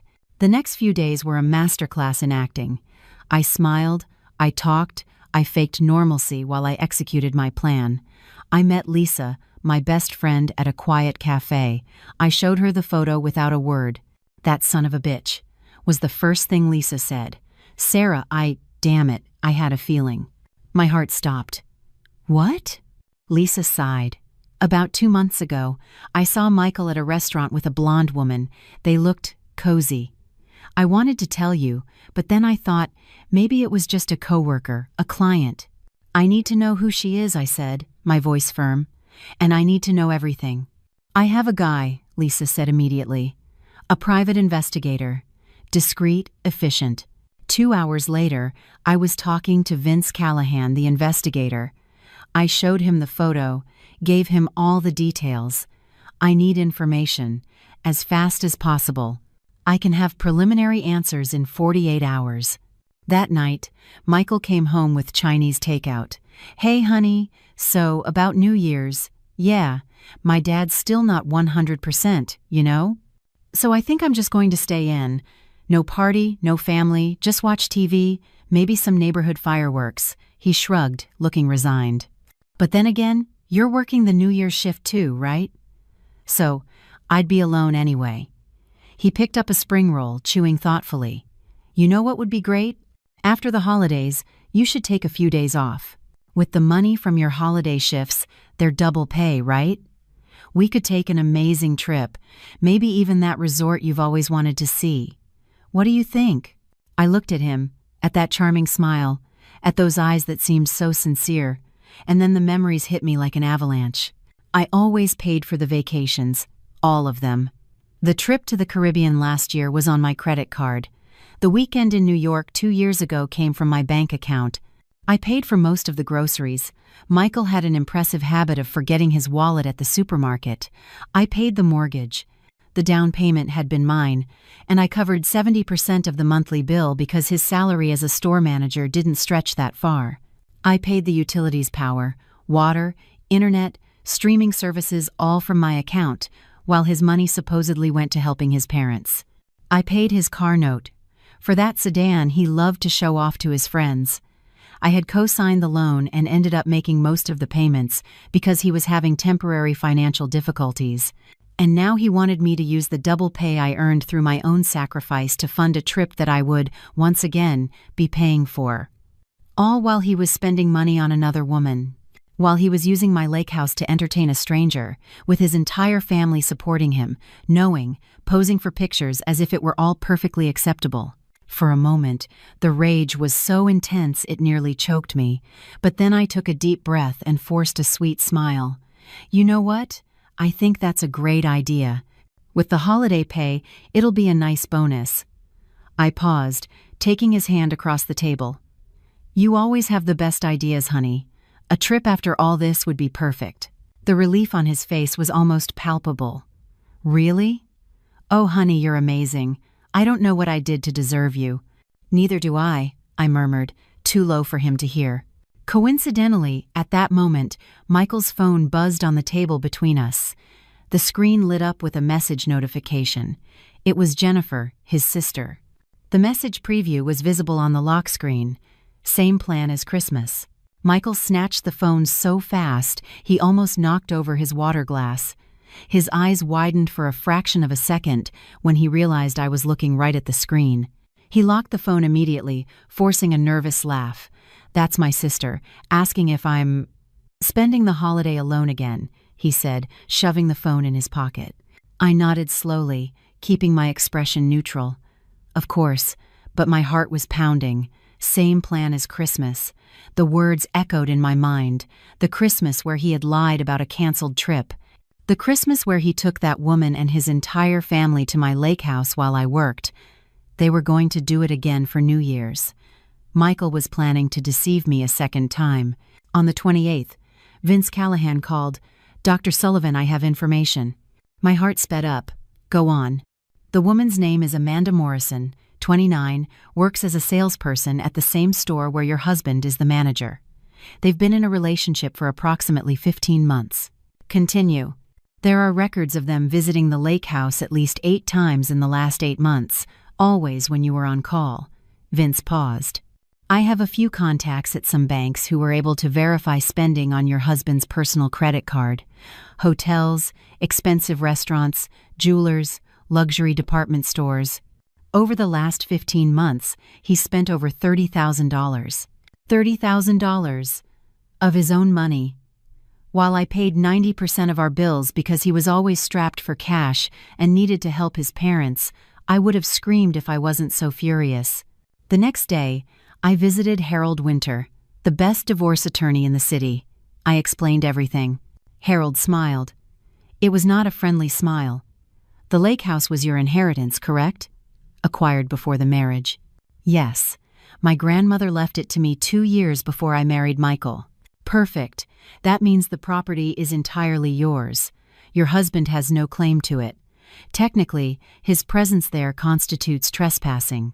I told him how I paid 90% of the bills while Michael claimed to be broke, and how the detective discovered he'd spent over $30,000 of his own salary on Amanda in the last 15 months. Harold shook his head. So, he had money. He just chose to spend it on his mistress while you supported the household. That demonstrates a clear pattern. You contributed disproportionately to the marriage while he diverted assets. It will weigh heavily in your favor during asset division. The lake house is entirely yours, a prenuptial asset. The house you live in? You made the down payment and pay the vast majority of the mortgage. That will stay with you as well. I'll start preparing the paperwork. When do you want him served? Not yet. I have a plan for New Year's Eve first. When I finished explaining, Harold was beaming. Dr. Sullivan, you missed your calling. You should have been a lawyer. My next stop was Sentinel Security. The representative, Mr. Evans, listened intently. Let me see if I have this right.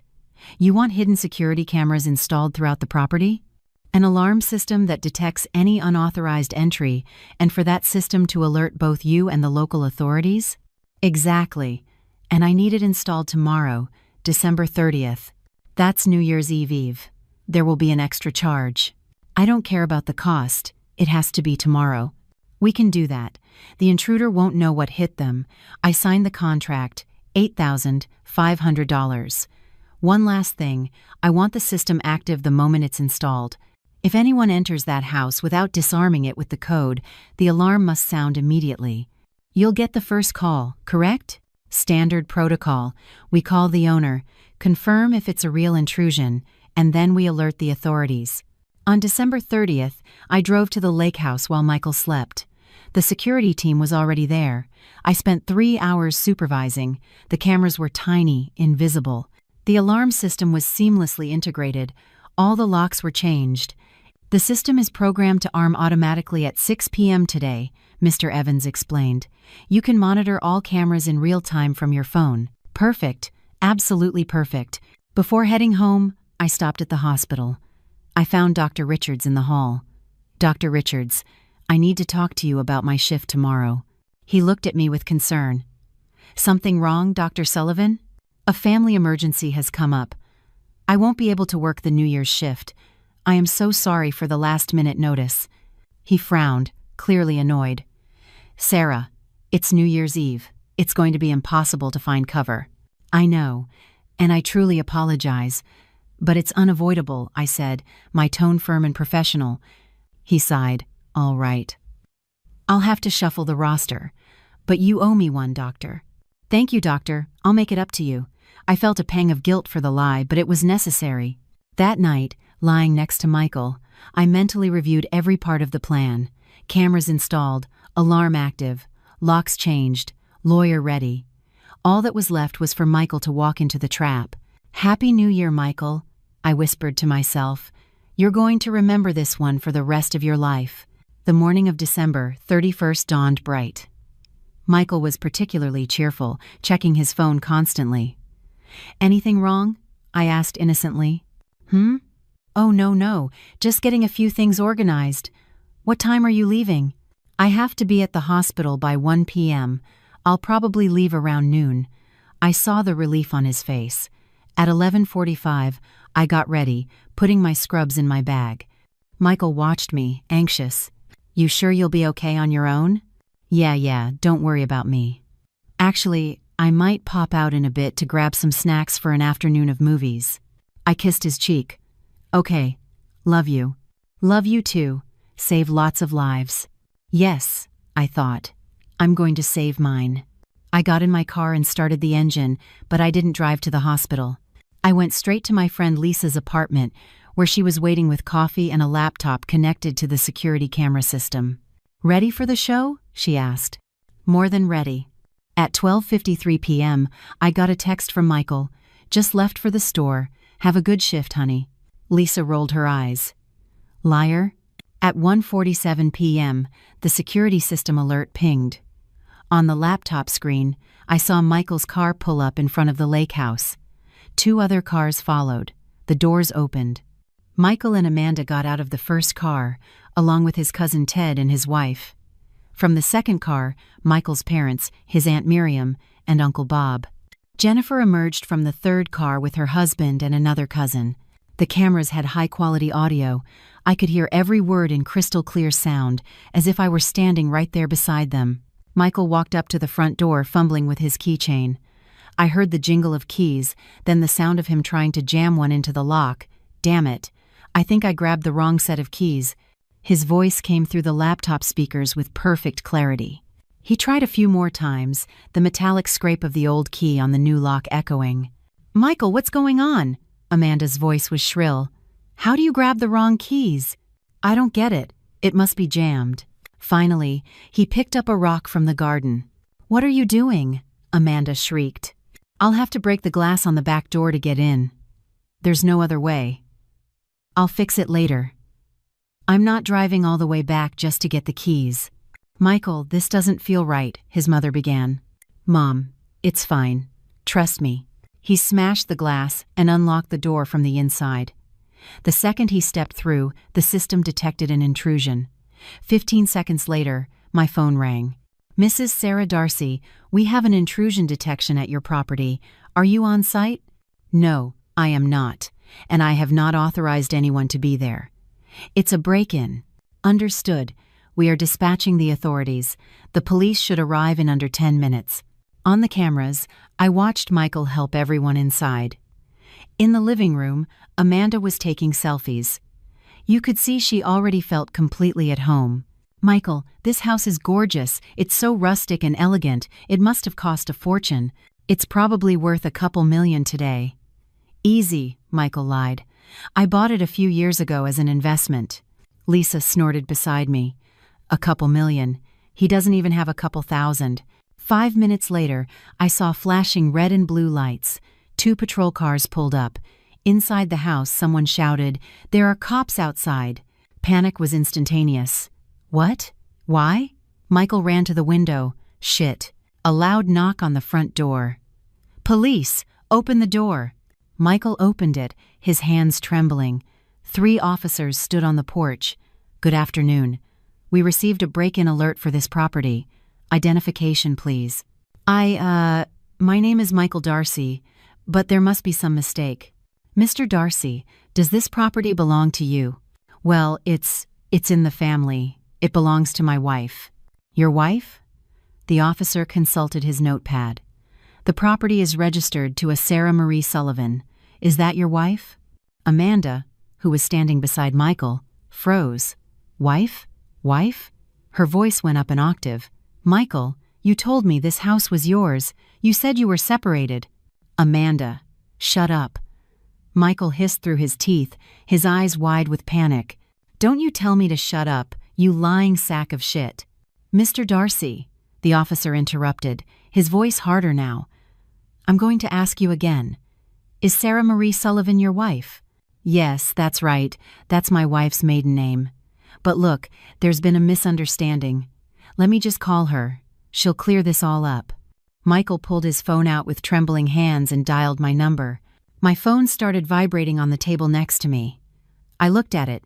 I let it ring and ring and ring until it went to voicemail. She's not picking up," Michael said, his voice growing more desperate. "But that's because she's a doctor, an ER surgeon. She's on shift right now at the hospital. She's probably in surgery or something. She can't answer, but I swear." The officer looked from Michael to Amanda, who was now standing with her arms crossed and a furious expression. The officer's face hardened. "Let me get this straight, Mr. Darcy.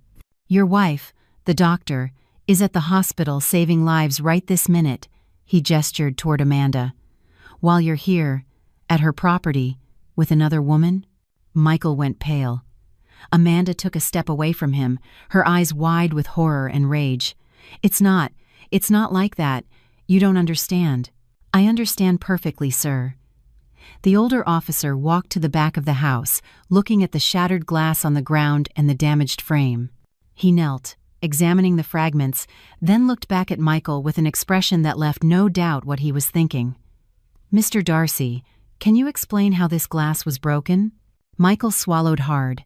The key wasn't working, you see.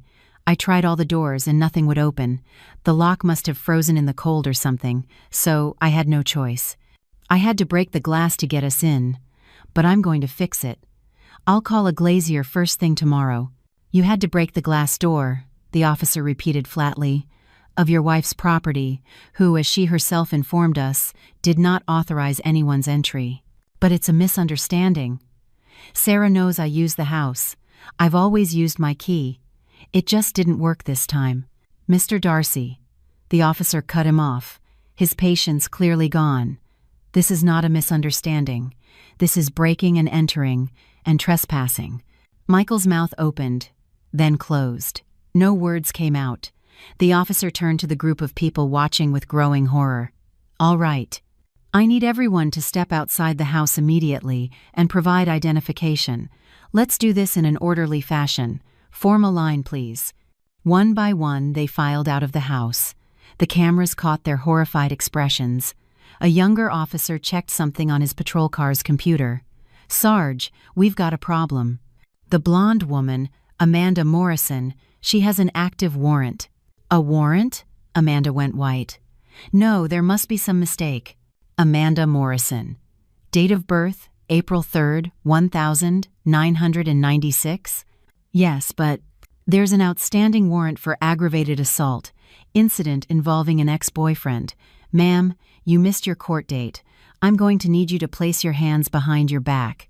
"No, it was a misunderstanding. It was self-defense." 2 officers cuffed her as she screamed, spat, and kicked. Michael, do something. Help me." He just stood there, paralyzed. The sergeant turned back to the group. "All right, all of you will need to come down to the station to give a statement." When the last patrol car drove away, I finally let myself relax. I slumped back on Lisa's couch, shaking with relief. "Wow," Lisa said. "Sarah, that was incredible. And Amanda getting arrested? Was that luck, or did you know?" I had no idea. That was pure karma. We both started laughing, tears streaming down our faces. My phone rang. It was an unknown number. "Dr. Darcy, this is Sergeant Williams. I'd like to confirm a few details." "Of course, Sergeant." "You confirm that you did not authorize any of the 12 individuals found on your property?" "I confirm. I authorized no one." "The man on the property was Michael Darcy, along with his family. He claimed to be your husband and said you gave him permission." "That information is incorrect, Sergeant, especially him. We are separated and in the process of divorce." "What will happen to them?" "Miss Amanda Morrison will remain in custody on her outstanding warrant. As for your husband, since he was the one who broke the window and facilitated entry, he is being charged with residential breaking and entering. He'll be held until his bail hearing. The others were cited for trespassing, but will be released after processing. They'll have a court date in a few weeks." I processed the information. Michael and Amanda would be spending New Year's and the next few days in jail. "Thank you for the information, Sergeant." I hung up and looked at Lisa. Amanda is locked up until her court date, and Michael will be held until his bail is set on January 2nd. The others will be released in the middle of the night. Lisa whistled softly. "Michael is spending New Year's Eve in jail. That's poetic." "It is," I replied, a cold smile on my lips. I picked up my phone again and called my lawyer, even though it was New Year's Eve. "Harold? It's Sarah Sullivan. Dr. Sullivan. Everything all right? Perfect. I need the divorce papers ready to be served on January 2nd. Can you do that?" There was a pause. "January 2nd. That's a tight turnaround, but I assume it's urgent. I'll get it done. The documents will be ready." "Thank you, Harold." "Happy New Year to you too, Sarah, and congratulations. You played this perfectly." I spent New Year's Eve at Lisa's apartment. Her family was warm and welcoming, treating me with kindness without asking invasive questions. Throughout dinner, my phone buzzed nonstop. Jennifer. Then his mother, Patricia. His father, Robert. Missed calls piled up. Texts poured in. I read them without responding. From Jennifer, "Sarah, for God's sake, answer the phone. Michael's been arrested." From Patricia, "Sarah, I don't know what misunderstanding there was, but Michael is in a jail cell. He said you would fix this. Please call back." From Jennifer again. "Sarah, is this a joke? He could be in there until the 2nd. Please answer." I read each message with a neutral expression. At midnight, as fireworks exploded outside, my phone buzzed one last time. Another text from Patricia. "Sarah, answer me. Michael is desperate." I ignored it. I felt a strange peace. "For new beginnings," Lisa said, raising her glass. "To new beginnings," I repeated. On January 1st, I woke up early and drove to my house. It was time to finish the job. First, I called the credit card company. I'd like to cancel the additional card linked to my account. "Yes, the one in the name of Michael Darcy." "Immediately, please." "May I ask the reason, ma'am?" "I'm getting a divorce. He no longer has authorization to use my credit." "Understood perfectly. The card will be canceled within 2 hours. Would you like me to issue a new card number for yourself as a security measure?" "Yes, please." Then I spent the day methodically packing every single one of Michael's belongings into boxes, which I stacked neatly in the garage. I removed our photos from the frames. I separated the gifts he'd given me over the years, most of them paid for, with the supplementary credit card on my account. When I was done, the house felt lighter, cleaner, more mine. I called a moving company. "I need to schedule a pickup for tomorrow, January 2nd, at 10 a.m. I need you to take the boxes from my garage and deliver them to this address." I gave them the address of Michael's parents. "Just leave everything on the front porch, and there's a large envelope that needs to be placed visibly on top of the pile." At 10 a.m., while Michael was at his bail hearing, his belongings would be delivered to his parents' doorstep with the divorce papers waiting for him on top. Perfect timing. That evening, my phone rang. Unknown number. I answered cautiously. "Sarah? Sarah, thank God you answered. It was Michael, his voice desperate. Sarah, you have to listen to me. There's been a terrible misunderstanding. The words tumbled out. My parents called after you left for your shift, said my dad was feeling great, and they suggested a last-minute party at the lake house. I grabbed the keys but must have taken the wrong set. You know how I am. When we got there and the key didn't work, I didn't want everyone to have to turn back, so I broke the glass. It was stupid, I know. But then the cops showed up. It must have been a nosy neighbor. When they called you, you must have told them you didn't give anyone permission, but you didn't know it was us. It all happened so fast. He paused for breath. Sarah, are you there? I'm listening. So please, you have to come down to the station and tell them it was all a misunderstanding, that you gave me permission to use the house. Please, I'm in a cell, Sarah. This is a nightmare. I closed my eyes. The lie was so elaborate, so convincing. If I didn't know the truth, I might have even believed him. Michael, calm down. Breathe. Do you believe me? Please say you believe me. I believe you, I lied softly. It was a terrible misunderstanding. I'll fix this right now. I'm heading to the station to withdraw the complaint and explain that you had my permission. You'll be out of there today, okay? Really? Oh, Sarah, I knew it. I knew you'd understand. You're amazing. I love you so much. Don't worry, I'll take care of it. I hung up. I did not go to any police station. 3 hours later, my phone rang again. I didn't answer. It rang 3 more times. I let them all go to voicemail. The next day, January 2nd, Michael's bail hearing took place at 10 a.m. Harold, my lawyer, was there as an observer and called me right after. Michael had no lawyer, so the court appointed a public defender. Bail was set at $10,000. Did he pay it? He tried. He tried to use a credit card, but the transaction was declined. He tried 2 more times. Apparently, none of his family members had $10,000 available. He was visibly shocked when the card didn't work and started calling you frantically from the courthouse. I didn't answer. So he'll be staying there until they can raise the money. It didn't take long. At 11:30, my phone rang. Patricia. I answered. Sarah. Finally. Michael has been in jail since the 31st. Where have you been? I'm at home, having some tea. He's in jail, Sarah, because of a misunderstanding. You need to come down to the courthouse and pay his bail. You have the money. I do have the money, but I'm not going to pay it. What do you mean you're not going to pay? He's your husband. What is your problem? My problem? Do you really want to know what my problem is, Patricia? My problem is your entire family. And for the record, Michael was my husband. The divorce papers have been served. He is no longer my problem. Sarah, you can't be serious. You have to get him out. You get him out. He's your son. You pay his bail, I replied calmly. Or better yet, ask Amanda to pay it. I'm sure she can pawn some of the expensive gifts Michael bought her. There was a silence. Then, Amanda? What Amanda? I almost laughed. Really, Patricia? We're pretending now? Amanda Morrison, the blonde in the red dress from Christmas and New Year's. The woman he's been having an affair with for 15 months. The woman you all know very well, since you were all there celebrating his betrayal. Another, longer silence. Look, Sarah. Her voice shifted, becoming defensive. Amanda was just a bit of fun for Michael. He's always loved you. You know that. Fun? My voice was ice. A bit of fun that lasted over a year? Fun that he spent tens of thousands of dollars on? Fun that his entire family knew about and covered up? I guess the apple doesn't fall far from the tree. You were always like this, Patricia exploded. Always thinking you're better than everyone. You stuck-up snob, looking down on us just because you're a doctor. You were never good enough for my son. Funny, I replied calmly. You all seemed to enjoy what my stuck-up snob money could provide, didn't you? The vacations I paid for, the nice dinners, the lake house you love to use.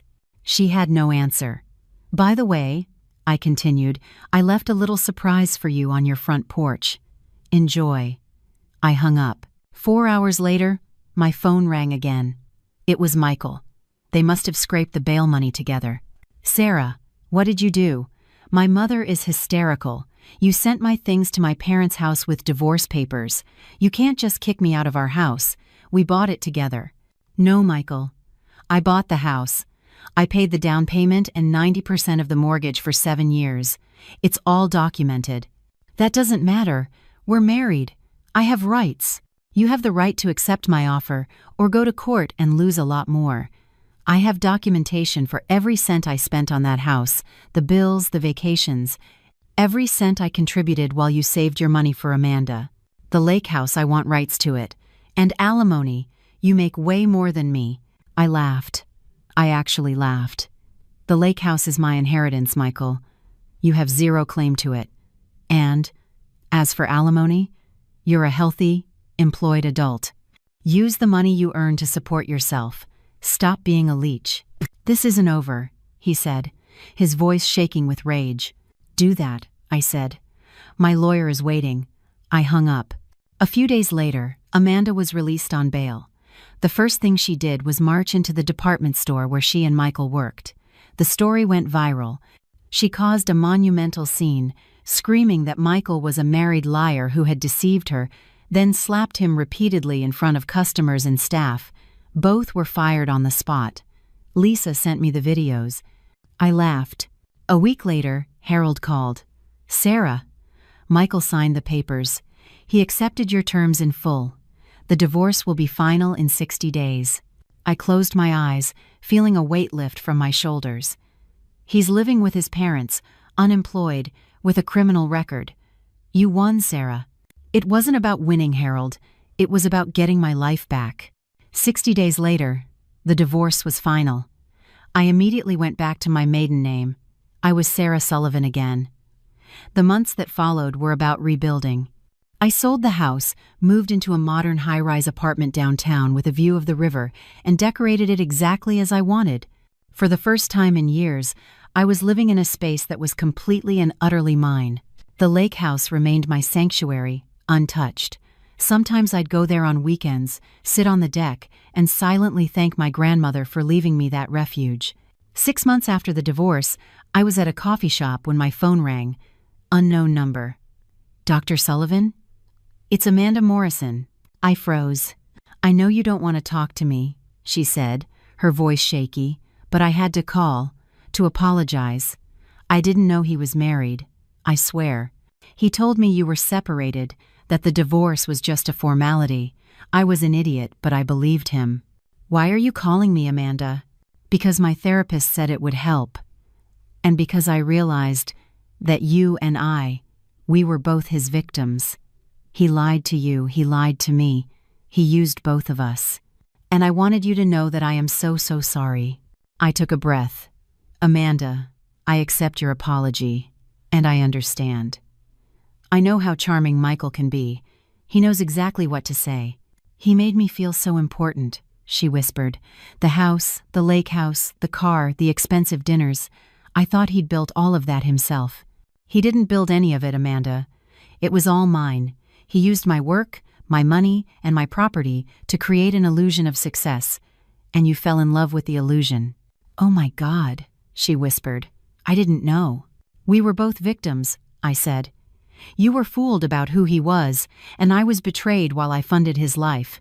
But Amanda, you also have to look at yourself. You were dazzled by the money and the status. You fell for what you thought he had." There was a silence.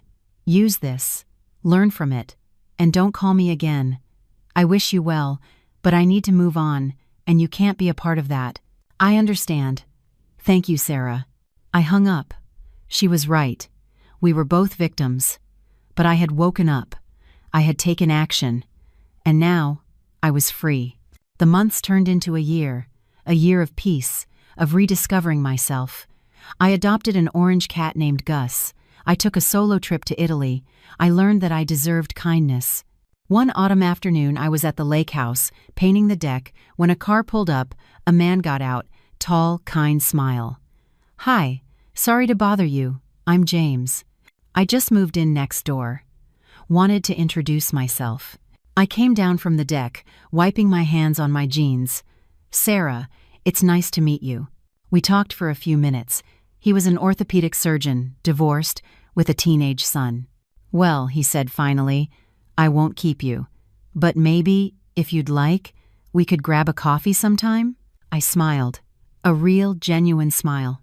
"I'd love that." And just like that, it began again. Not with a grand romantic gesture, but with a simple invitation. Michael's betrayal hadn't broken me. It had liberated me. It had cleared the way for something real. The lake house, once the scene of a crime, had become the place where I found myself again, and where, just maybe, a new and honest beginning was about to unfold. The soft hum of chatter and clinking glasses filled the air as the Manhattan skyline glittered outside the grand ballroom of the Monarch Hotel. Among the crowd of polished elites, Naomi Carter, a rising star in interior design, sipped her champagne quietly. Her eyes wandered over the room, analyzing the elegant layout with the keen eye of someone who lived to transform spaces into something magical. For Naomi, events like this were more about inspiration than indulgence. She thrived on creativity and discipline, her designs adorning some of the most exclusive properties in the city. Tonight, though, felt different. Like the universe had more in store for her than just networking. Across the room, Ethan Blake, a renowned tech engineer and CEO of a cutting-edge AI company, stood at the bar. With his sharp suit and commanding presence, he appeared every bit the master of his domain. Yet his gaze wasn't on the champagne or the skyline, it had landed on Naomi. Unaware of the attention, Naomi tucked a strand of dark hair behind her ear, her mind focused on the challenges of her latest project. But when their eyes met, briefly but powerfully, it was as if the bustling room faded, leaving only a charged silence that neither could ignore. Neither of them could know that this seemingly fleeting encounter would alter the course of their lives forever. The crystal chandeliers sparkled above, casting a warm glow over the elegant ballroom as Naomi made her way to the bar. She wasn't here to make small talk or network. The event was just another professional obligation in her busy life as an interior designer. Still, the champagne in her hand was a welcome escape after a long week. "Is it just me, or does this place try a little too hard to impress?" a deep voice quipped beside her. Startled, Naomi turned to find a man with sharp features and an easy confidence. He was dressed in a perfectly tailored suit, his presence somehow blending into the opulence while commanding attention. "It's all about the lighting," she replied, unable to resist engaging. "Soft shadows and just enough sparkle to hide the imperfections." "That sounds like the voice of experience." His smile was disarming, his dark eyes glinting with intrigue. "Let me guess, you're in design?" "Interior design," she admitted, taking a sip of her drink. "And you?" "Tech," he replied simply, raising his glass. "Ethan." "Naomi." They didn't exchange more details, yet the conversation flowed easily, full of playful banter and light-hearted observations about the evening's guests. As the minutes slipped by, Naomi found herself laughing more freely than she had in ages. Ethan's wit and charm made her forget the rigid plans and goals that usually consumed her thoughts. "You have a way of making this place feel less," Naomi gestured vaguely, "pretentious." "And you've made it feel far more interesting," Ethan countered, the corners of his mouth lifting into a crooked smile. They shared another drink and then another, the air between them growing warmer, charged with an undeniable pull. Naomi couldn't recall the last time she'd felt so at ease with a stranger, or so drawn to one. When Ethan leaned in slightly, his voice low and teasing, "How much longer are you going to pretend you're not as curious as I am about where this night could go?" His words sent a shiver down Naomi's spine, the kind that whispered of possibilities too tempting to ignore. She didn't answer with words. Instead, her hand brushed his, a fleeting but intentional gesture that set the course for the rest of the evening. By the time they left the ballroom together, the city's lights stretched endlessly before them, a backdrop to a decision that would forever alter their lives. Naomi woke to the soft glow of dawn filtering through the sheer curtains of an unfamiliar penthouse bedroom. Her mind was a haze of fleeting memories, sparkling champagne, Ethan's laughter, the feeling of his lips against hers.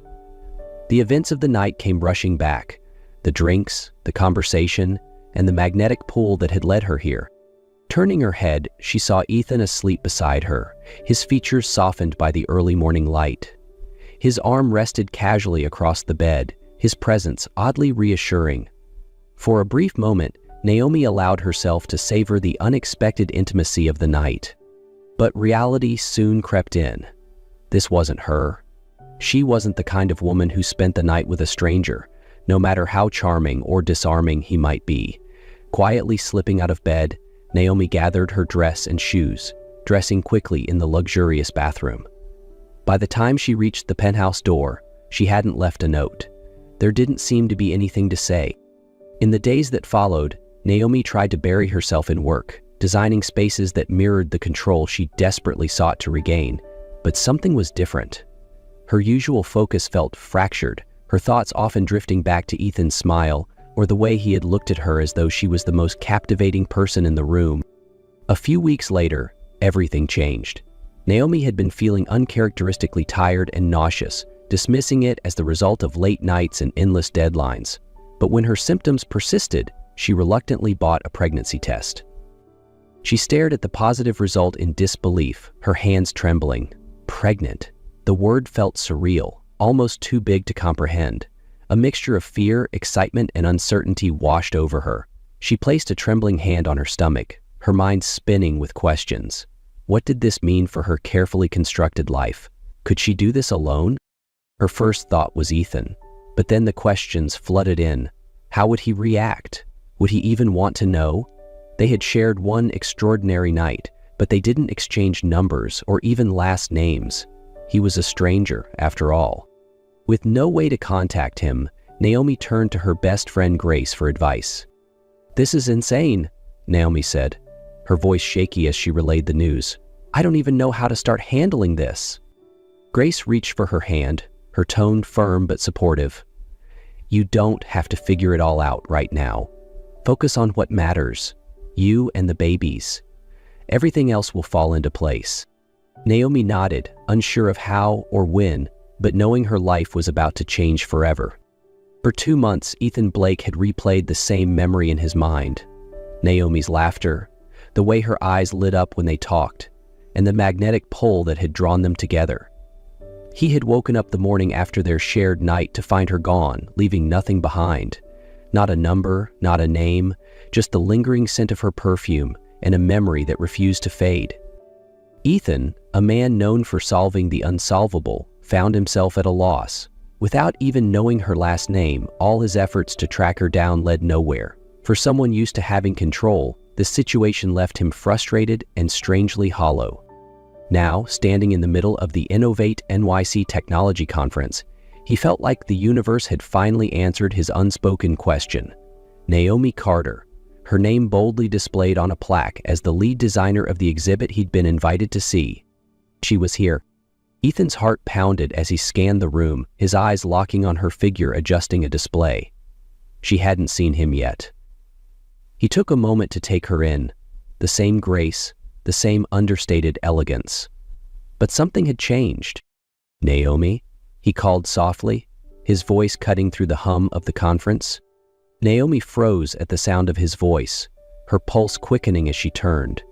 Her eyes widened in shock as she saw him, the man she had convinced herself she'd never see again. "Ethan," she said, her voice barely above a whisper. Ethan stepped closer, his expression a mix of relief and disbelief. "I've been looking for you," he said, his voice tinged with frustration. "I didn't even know where to start, but I couldn't stop thinking about you." Naomi's heart sank. She had hoped for time, for a way to prepare herself for this moment. "I didn't think we'd see each other again," she admitted, her voice trembling slightly. Ethan searched her face, picking up on her hesitation. "Is something wrong?" he asked, his voice softening. Naomi hesitated, then drew in a steadying breath. There was no easy way to say it. "I'm pregnant." The words hung in the air between them, heavy with meaning. Ethan blinked, his expression unreadable as he processed what she had just said. "Pregnant?" he repeated, his voice low. She nodded, her hands instinctively moving to her stomach. 2 months. Ethan let out a shaky breath, his gaze flickering between her and the tiny hint of a baby bump beneath her blouse. His chest tightened with a swirl of emotions, shock, disbelief, but most of all, an overwhelming sense of responsibility. And yes, Naomi said quickly, meeting his eyes. They're yours. Ethan's shoulders dropped as the tension melted into something deeper. Resolve. Naomi, you should have told me, he said, his tone firm but not accusatory. I didn't know how to find you, she said defensively, her voice wavering, and I wasn't sure if you'd even want to know. Of course I'd want to know, Ethan said, stepping closer. This changes everything, but I'm not going anywhere. I want to be part of this, of their lives, of your life, if you'll let me. Naomi felt her walls begin to crack as his words washed over her. I don't know what I need right now, she admitted, her voice shaky. Then let's figure it out together, Ethan said, his tone unwavering, step by step. For the first time in months, Naomi felt a spark of hope. Ethan wasn't just showing up, he was staying. The weeks following their unexpected reunion were a whirlwind of adjustments for both Naomi and Ethan. The guarded walls Naomi had built around herself began to crack as Ethan eased his way into her life with quiet determination. True to his word, he didn't push her, but remained a steady presence, showing up for every prenatal appointment and making time despite his packed schedule. Naomi, however, struggled to find her footing. Balancing the demands of her career with the realities of pregnancy left her feeling stretched thin. The twins had brought a new joy into her life, but they also came with a wave of uncertainty she wasn't used to navigating. You need to slow down, Grace said one evening, watching Naomi work late into the night on a design proposal. You're carrying 2 lives, Naomi. Maybe it's time to let Ethan help. Naomi sighed, placing a protective hand over her stomach. I'm not used to relying on anyone. I've always done things on my own. And how's that working out for you now? Grace's voice softened. He's here, Naomi. Let him be. Ethan, for his part, seemed to sense Naomi's reluctance to lean on him. Instead of overwhelming her, he found subtle ways to support her. He began organizing her prenatal vitamins into a labeled dispenser, stocked her fridge with healthy meals, and even quietly took over handling the logistics of converting her spare bedroom into a nursery. One evening, Ethan arrived with a folded piece of paper and handed it to Naomi. She unfolded it to find a carefully sketched layout of a nursery. You drew this? She asked, surprised. It's terrible, I know, Ethan said with a sheepish grin. I'm not the artist here. But I figured you'd want to design it yourself, so I thought I'd give you a starting point. For the first time in weeks, Naomi laughed. It's functional, she teased, but it's a start. As the months passed, the two began to settle into an unspoken partnership. Naomi gradually opened up, sharing her fears about motherhood and her need to maintain her independence. Ethan listened without judgment, his presence unwavering. One night, after a particularly difficult day, Naomi found herself resting her head on Ethan's shoulder. I didn't expect this, she admitted softly. Neither did I, he said, wrapping an arm around her gently. But I think we're figuring it out. Step by step, they were learning to trust not just each other, but the extraordinary path they were now walking together. The day came sooner than either of them expected.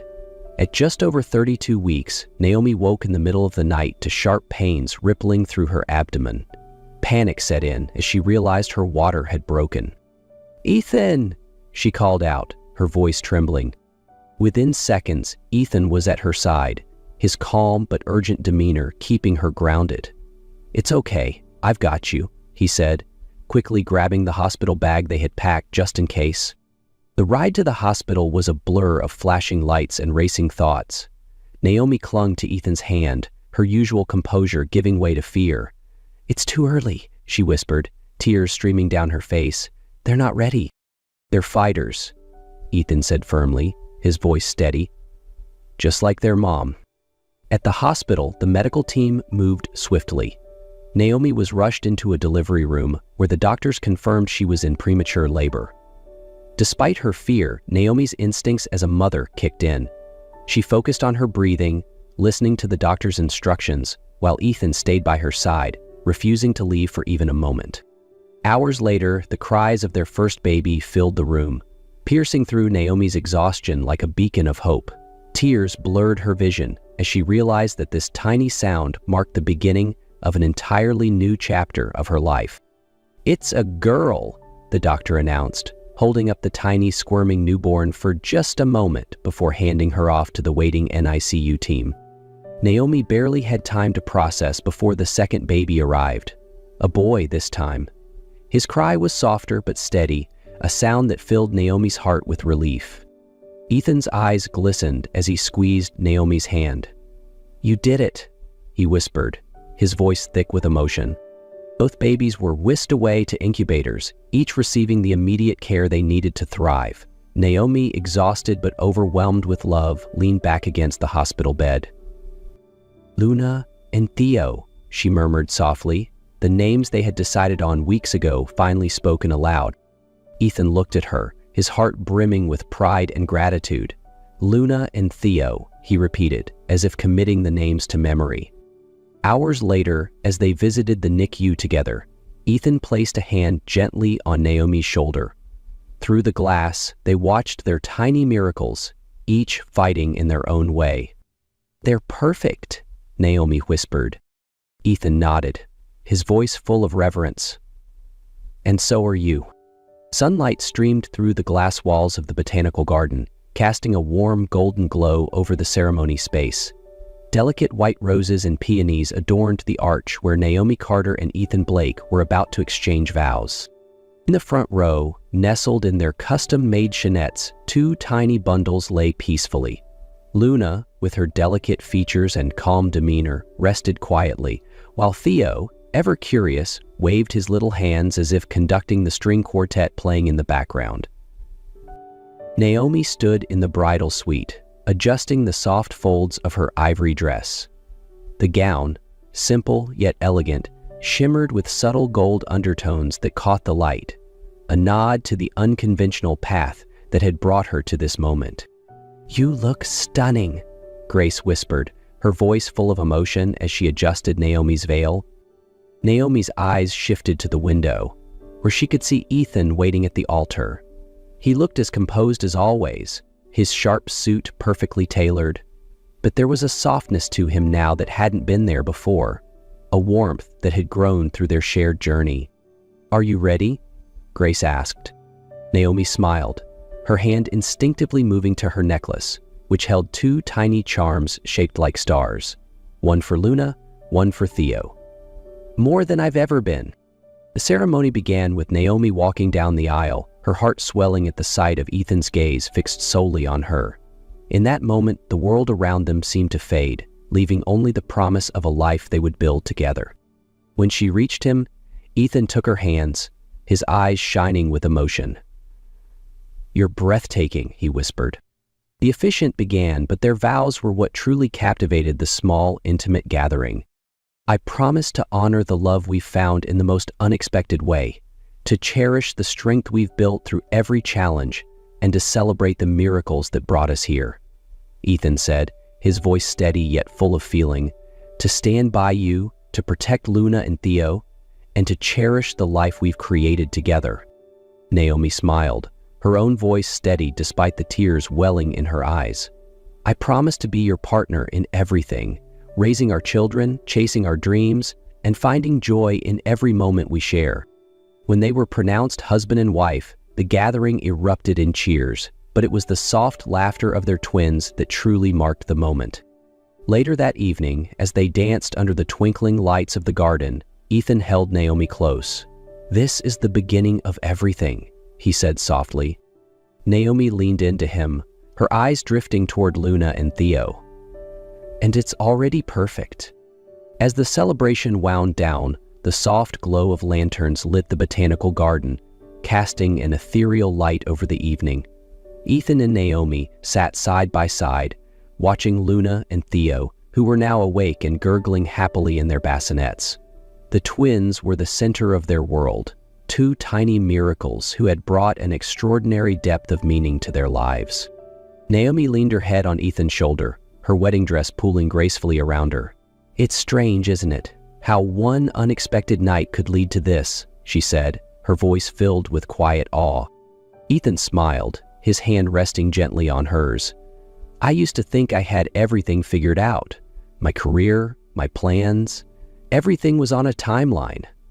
Then you came along and rewrote everything I thought I knew about life. And now? Naomi asked, glancing up at him. Now, Ethan said, his gaze fixed on Luna and Theo, I can't imagine a life without you, or them. You're my future, Naomi, all three of you. Naomi felt tears prick her eyes as she looked at the man who had become so much more than she ever expected. And you're ours. As the garden grew quieter and the last of their guests departed, Naomi and Ethan sat in peaceful silence, their hands intertwined. Nearby, Luna and Theo gurgled softly, their tiny hands reaching toward the stars above, as if already dreaming of the future their parents had promised to build together. The stars above seemed to echo the quiet symphony of their love, a story that had begun with a chance meeting but had grown into something extraordinary. Together, Naomi whispered, her heart full. Always, Ethan replied. The late afternoon sun cast a warm glow over the small cafe, where the soft hum of jazz music filled the air. Amanda Brooks moved swiftly between tables, balancing trays with the ease of someone who had long grown used to the chaos. As a single mother, exhaustion was her constant companion, but knowing her daughter Felicia was quietly waiting in the corner kept her going. Felicia, a 5-year-old with bouncing curls and wide, inquisitive eyes, usually spent her time drawing while waiting for her mother to finish her shift. But today, something unexpected happened. The cafe door swung open and a tall man stepped in. Dressed in a perfectly tailored suit, he exuded power and quiet authority. Before Amanda could even glance his way, Felicia suddenly dropped her crayons, bolted from her seat, and threw herself into the stranger's arms, exclaiming, "Daddy!" The entire cafe fell silent. Amanda froze, her heart clenched in shock. Julian Carter, the renowned CEO of Carter Enterprises, looked down at the little girl in astonishment. Confusion flickered across his face. He had never seen Felicia before. But then why did his heart pound so hard? Amanda rushed forward, gently pulling Felicia away from Julian's arms.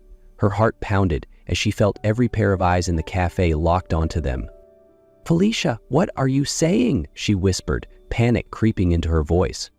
The little girl simply looked up at her mother, then turned back to Julian, her tiny face glowing with joy. "Mommy, Daddy finally came to pick us up." The words sent a jolt through Amanda. She turned to Julian, who stood frozen, clearly just as stunned. I'm so sorry," Amanda stammered, her voice unsteady. "She must have mistaken you for someone else." But Julian's gaze remained on Felicia. His usually sharp gray eyes held a strange softness. There was something about this little girl, a connection he couldn't quite explain.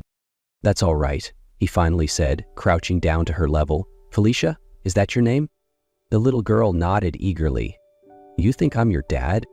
Felicia grinned, as if the question was absurd. "I know you are. I saw you in my dreams. And now you're here."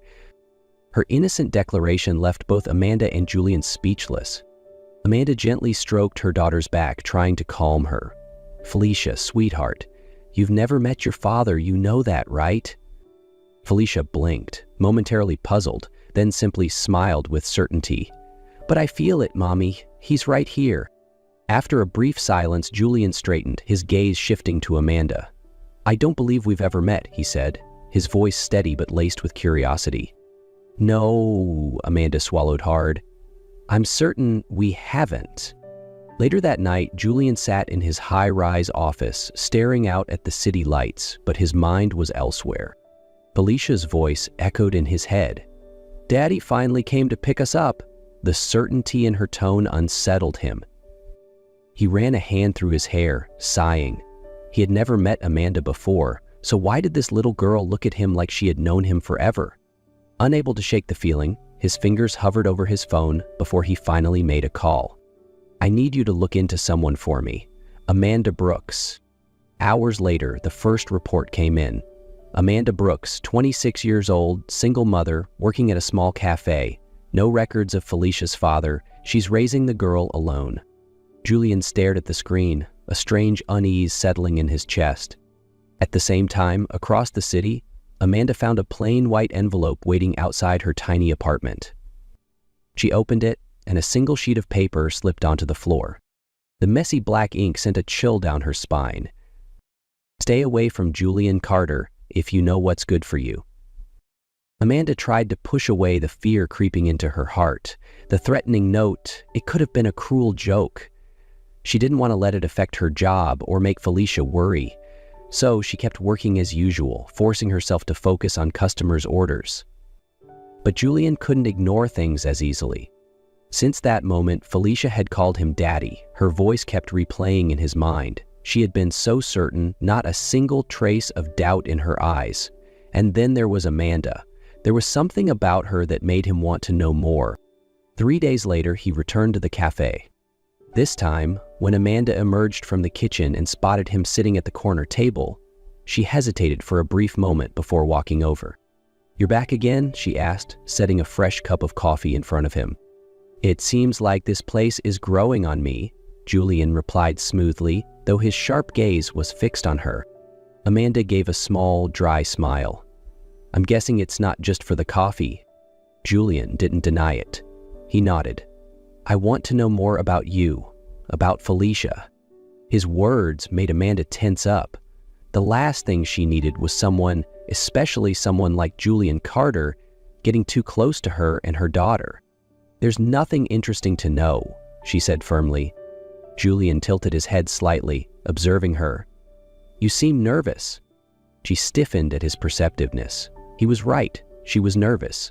About the note, about Felicia, about Julian's sudden presence in their lives. But she couldn't tell him that. "I'm just busy," she deflected, turning away. Before Julian could press further, another staff member walked in from the back, carrying a small package. "Amanda, this came for you." She frowned, wiping her hands on her apron. "Who would send me something here?" The moment she opened the box, her breath hitched. Nestled inside was a small porcelain doll, its pale face eerily expressionless. It wore a delicate blue dress, the exact shade Felicia had worn just days ago. Amanda's fingers trembled as she reached for the note tucked beside it. "Stay away from him if you know what's good for you." The words sent an icy chill down her spine. Her heartbeat pounded in her ears. Someone was watching. Someone knew about her and Felicia. Amanda's face went pale. She quickly closed the box, not wanting Julian or anyone else to see. She didn't know who was doing this, but this was no coincidence. But things got even worse that night. After putting Felicia to bed, Amanda was tidying up the living room when she heard a noise. A faint click near the window. Her heart pounded. She grabbed the nearest object, a frying pan, and crept toward the sound. But before she could react, the window flew open with force. A shadowy figure slipped in through the gap. She gasped, instinctively rushing to Felicia's room, her heartbeat thundering in her ears. The intruder didn't linger. They slipped away into the night, but not before leaving behind a chilling warning.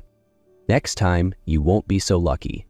Amanda's tiny apartment was no longer safe. Amanda's heart was still pounding as she double-checked the locks for the third time. She held Felicia close, listening for any sounds outside. The tiny apartment no longer felt like home. It felt like a trap. She had no other choice. With trembling fingers, Amanda picked up her phone, scrolling to the number she had found on the business card Julian Carter had left at the cafe. She hesitated for a moment, then took a deep breath and pressed call. The line rang only twice before Julian picked up. "Amanda?" His voice was laced with surprise. She swallowed hard. I need to see you."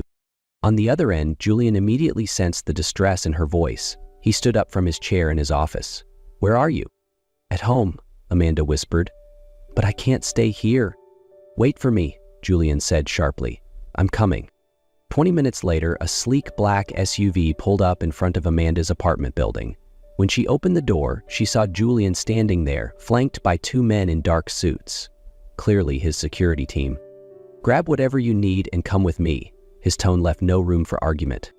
Amanda didn't ask questions. She quickly packed a small bag, scooped up Felicia, and followed Julian to the waiting car.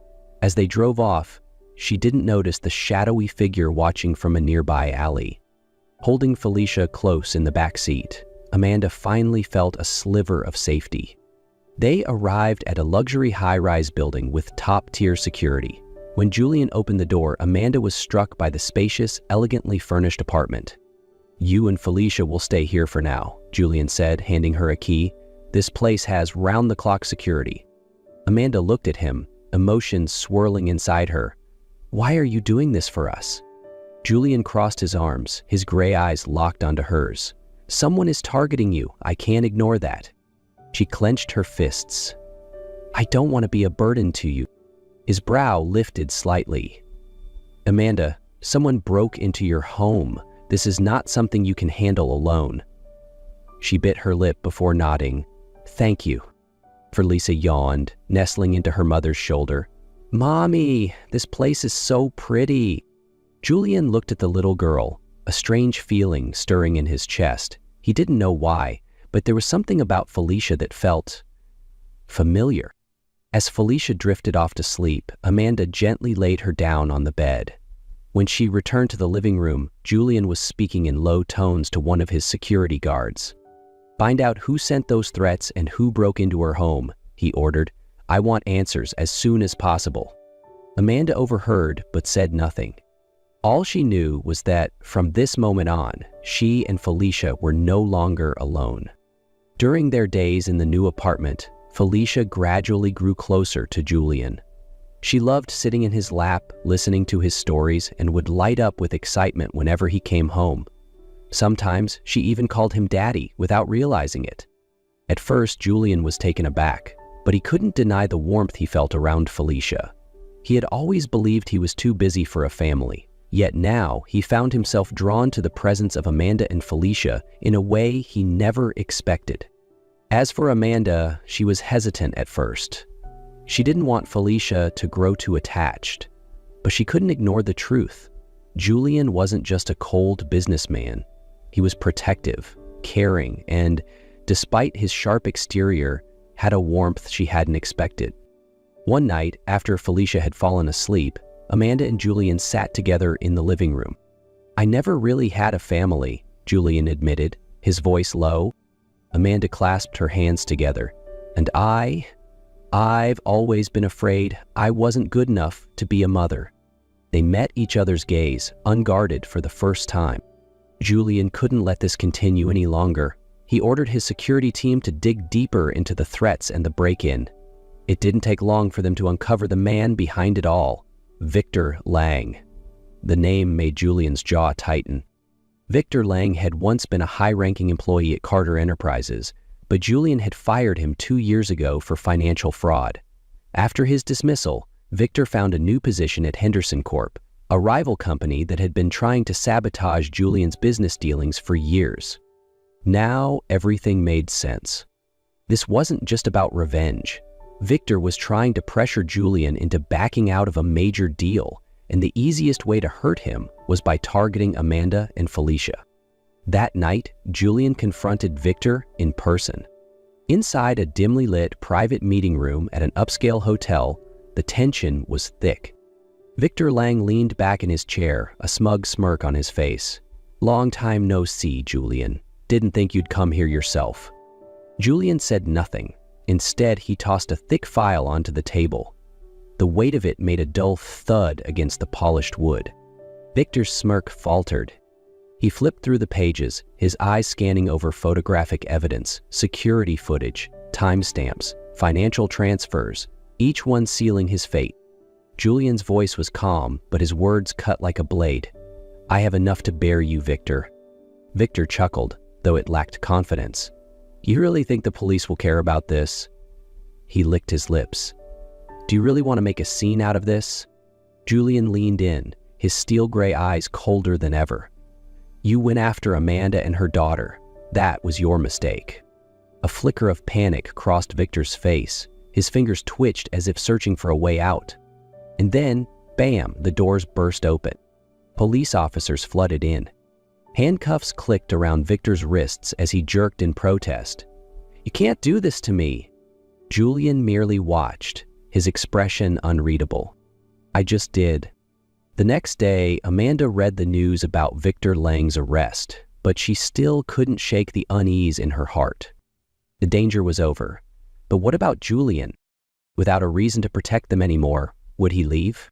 She glanced over at Felicia and saw her daughter happily drawing while Julian sat beside her, laughing softly. Her heart clenched. She had started to hope that he might be a part of their lives forever, but was that truly possible? After everything, Amanda and Felicia finally returned to their normal lives. But even though things looked the same, everything had changed. Felicia often asked about Julian. Every morning she would glance out the cafe window, hoping to see him walk in like before. "Mommy, is Mr. Julian coming today?" Amanda only smiled, but deep down she knew. She missed him more than she wanted to admit. That afternoon, when the cafe doorbell chimed, Amanda instinctively turned, and her heart nearly stopped. Julian stood there. He no longer looked like a detached businessman. Instead, he looked like a man searching for the most important thing in his life. This time, he wasn't here because he was worried about their safety. He was here because he wanted them. He stepped forward, stopping in front of the counter, his gaze locked onto hers. "I've gotten used to having you and Felicia in my life," he said, his voice steady. "I don't want to lose that." Amanda gripped the towel in her hands, emotions swirling inside her. But she hesitated. "We don't have a reason to be together anymore." Julian slowly reached for her hand, holding it gently. "We don't need a reason. We need each other." His eyes were unwavering, filled with sincerity, and in that moment, Amanda knew he wasn't here out of obligation. He was here because he had chosen them. A smile touched her lips, and the last of her walls crumbled. This time, she chose to believe in him. The sunlight cast a warm glow over the park, where Julian, Amanda, and Felicia enjoyed a peaceful picnic. Felicia ran across the grass, her laughter ringing through the air, pure and full of joy.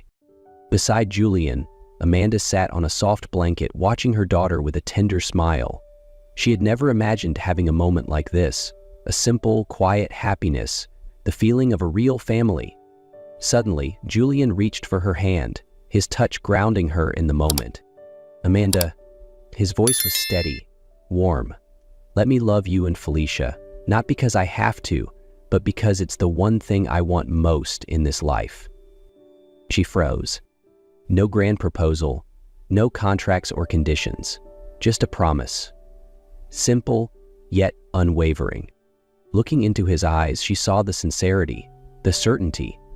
And this time, she didn't hesitate.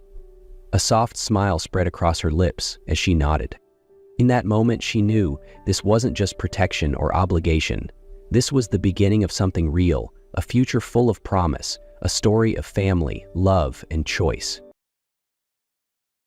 What would you do if someone you once loved was now vulnerable and in need of help? Would you step in, or would you walk away?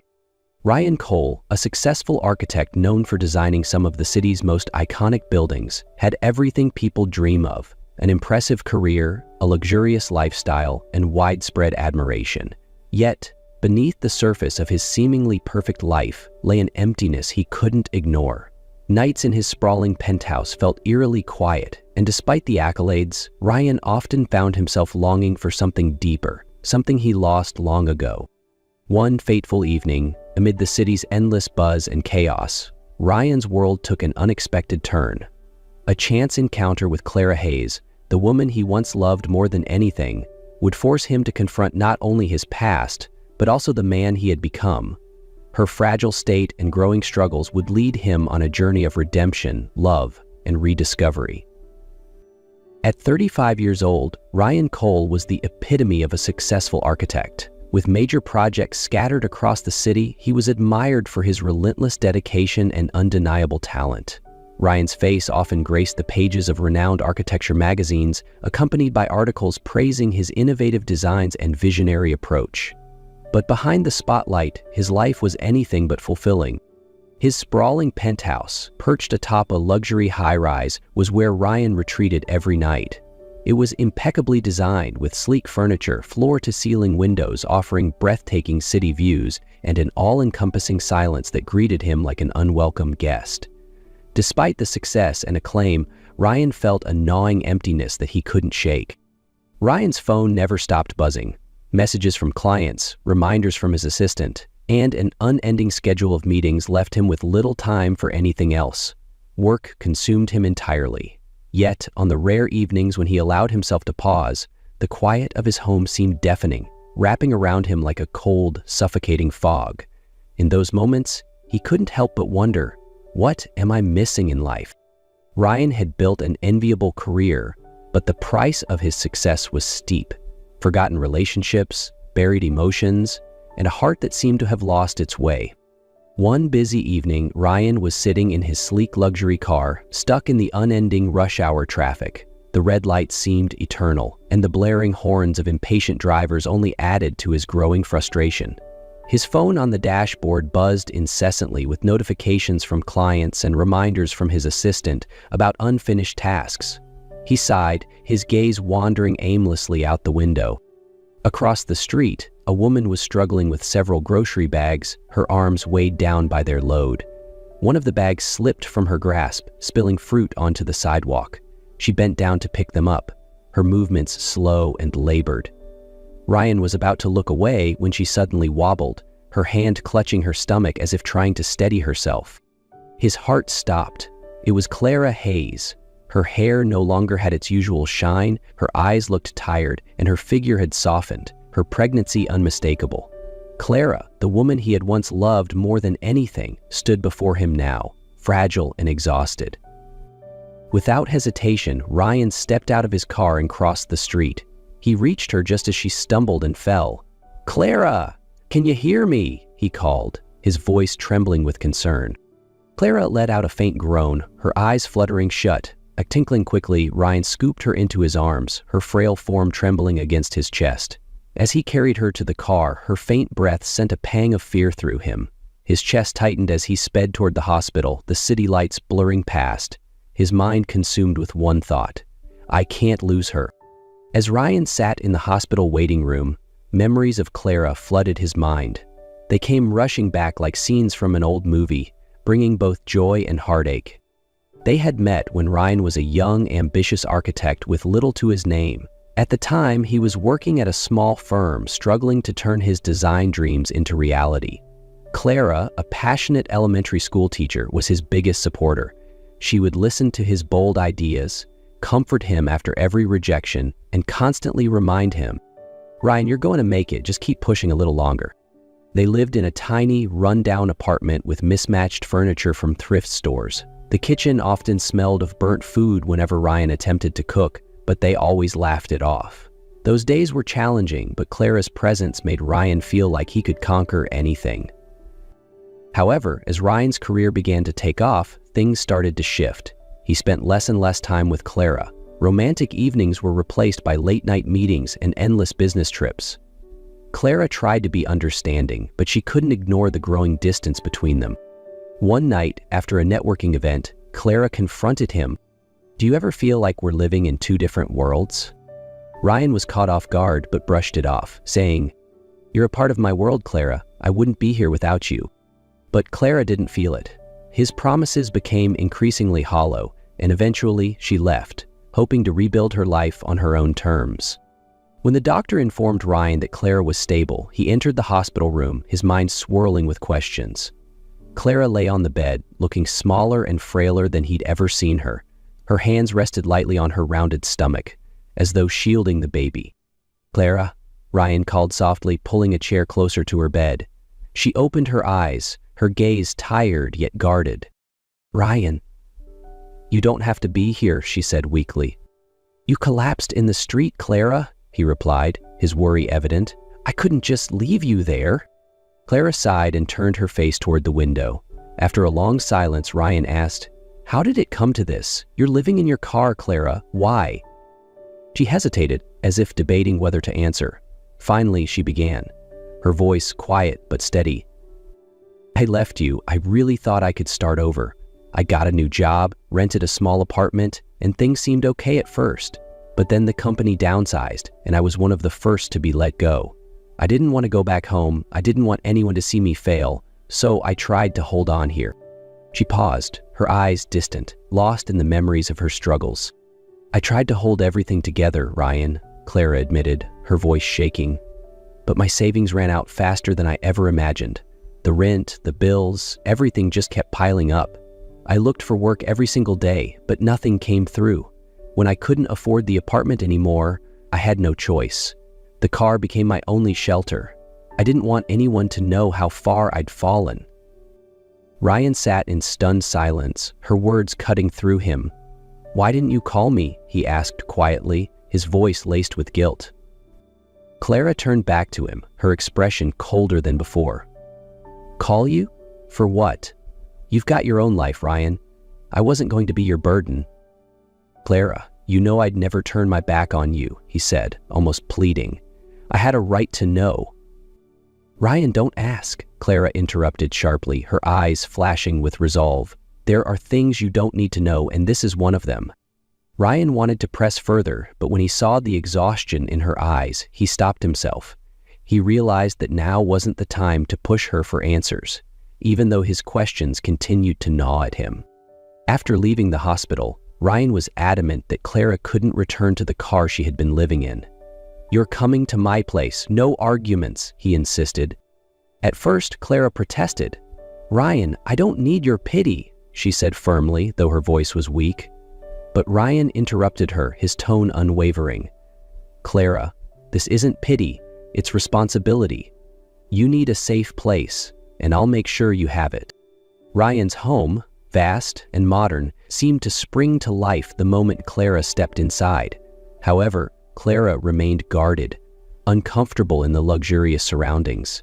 Sensing her hesitation, Ryan tried everything he could to make her feel more at ease. He started with small gestures, setting up a room for her, stocking the kitchen with her favorite foods, and even attempting to cook, a skill he had never quite mastered. One evening, he decided to make something simple, pasta. But the sauce ended up burned, and the kitchen was soon filled with smoke. Clara stood in the doorway, amused, as Ryan frantically waved a towel at the smoke detector. "Ryan, I think we should just order takeout," she said, trying not to laugh. "I just wanted to do something nice for you," Ryan muttered, his cheeks flushing with embarrassment. Clara chuckled, stepping forward to take the spoon from his hand. "Next time, let me teach you, okay?" Slowly, the tension between them began to ease. Ryan accompanied Clara to her prenatal appointments, listened intently to the doctor's advice, and helped her prepare for the baby. Clara, though still cautious, started to trust in Ryan's sincerity. One evening, after dinner, Ryan and Clara sat in the living room. Clara was folding tiny baby clothes, her hands moving methodically, while Ryan watched her in silence, his heart heavy with things he hadn't yet said. "Clara," he began, breaking the quiet, "I just want to say, I'm really glad you're here. I know I made a lot of mistakes before, and I really want to make things right." Clara paused, setting down the onesie she was holding. Her expression turned serious, and she hesitated before speaking. "Ryan, there's something I need to tell you," she said, her voice trembling slightly. Ryan felt the shift in the air. "What is it?" he asked, sitting up straighter. "The baby isn't yours." The words hit Ryan like a blow, leaving him momentarily speechless. "What do you mean?" he asked, trying to stay calm even as his heart sank. Clara looked down, avoiding his gaze. "I know I should have told you sooner, but when I saw you again, I was scared. Scared that if you knew, you wouldn't want to help me." Ryan sat in silence for a few moments, his emotions a whirlwind of shock, pain, and confusion. But as he looked at Clara, saw the fear and vulnerability in her eyes, he realized his decision was clear. "Clara," he said slowly, his voice steady, "I'm not here just because of the baby. I'm here because of you. I care about both of you, and that's not going to change." Clara looked at him, her eyes welling with tears, not of sadness, but of overwhelming emotion. "Ryan, she began, her voice breaking. Ryan reached out and took her hand, his gaze unwavering. "I'm staying, Clara, no matter what." As Clara entered her 8th month of pregnancy, she began feeling more exhausted than usual. Ryan, ever observant, noticed her slower steps and the occasional wince of discomfort. One night, while Ryan was reviewing some documents in the living room, he heard Clara's faint voice calling from her room. Rushing in, he found her sitting on the bed, clutching her belly, her breathing uneven. "Ryan, I think it's happening," Clara gasped, her voice trembling with pain. Without hesitation, Ryan helped her to her feet. "Don't worry, I'm taking you to the hospital right now," he said, trying to stay calm even as panic surged within him. During the drive, Ryan held Clara's hand tightly, doing his best to reassure her. "It's going to be okay, Clara. I'm here." At the hospital, the doctors confirmed that Clara was in premature labor. They rushed her into the emergency room, leaving Ryan in the waiting area, pacing anxiously. Time stretched unbearably. Every time a nurse emerged, Ryan jumped to his feet. "How is she? How's the baby?" he asked desperately. Finally, a nurse approached with a reassuring smile. "She's delivered a baby girl. Both mother and baby are stable, but the baby will need monitoring since she was born early." Relief washed over Ryan. When he entered the room, he found Clara lying on the bed, pale, but with a gentle smile on her face. "Brian," she whispered. He walked over, taking her hand, his voice thick with emotion. "You did amazing, Clara. I'm so proud of you." That night, Ryan stayed by Clara's side. He stayed awake, adjusting her blankets, bringing her water, and standing by the incubator, watching over their tiny daughter. Though he said nothing, he silently vowed to protect them both, Clara and little Ellie, with everything he had. 2 years had passed since Clara gave birth, and their lives had changed in ways neither of them could have imagined. Ryan had not only kept his promise to stay, but he had become an integral part of Clara and her child's life. On a cool afternoon, the three of them went for a picnic at a nearby park. Clara laid out the food on a blanket under the shade of a tree, while Ryan played with little Ellie, now a lively and energetic toddler. Their laughter echoed through the peaceful surroundings, warming Clara's heart. As the sun began to set, painting the sky in shades of orange and gold, Ryan turned back to Clara. He set Ellie down on the blanket, letting her play with her little toys, and walked over to Clara, his eyes gleaming with determination. "Clara," he said, dropping to one knee. Clara froze, her eyes wide with surprise. "I don't know how to put into words just how much you and Ellie mean to me," Ryan began, his voice steady and warm. "Seeing the two of you every day has made me realize that my life only has meaning when it includes both of you." He reached into his pocket and pulled out a small box, opening it to reveal a sparkling ring. "Clara Hayes, you gave me a second chance when I didn't deserve one. You and Ellie have given my life meaning I never knew I needed. I want to spend the rest of my life showing you how much you mean to me. Clara, will you marry me?" Clara covered her mouth, tears streaming down her face. After a few moments of stunned silence, she nodded. "Yes, Ryan, I will." Ellie clapped her hands and giggled, unaware of what had just happened, making them both laugh. In that moment, Ryan knew he had found his family, and he vowed to do everything he could to keep it forever. Their wedding was a simple yet heartwarming affair, attended only by their closest loved ones.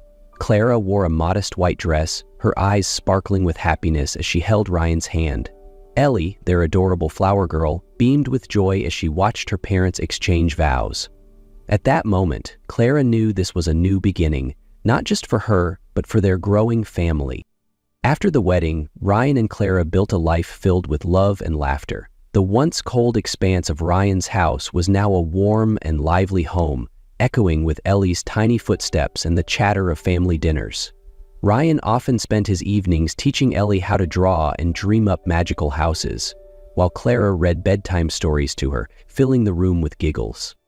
A year into their marriage, they welcomed a new addition to their family, a healthy baby boy named Noah.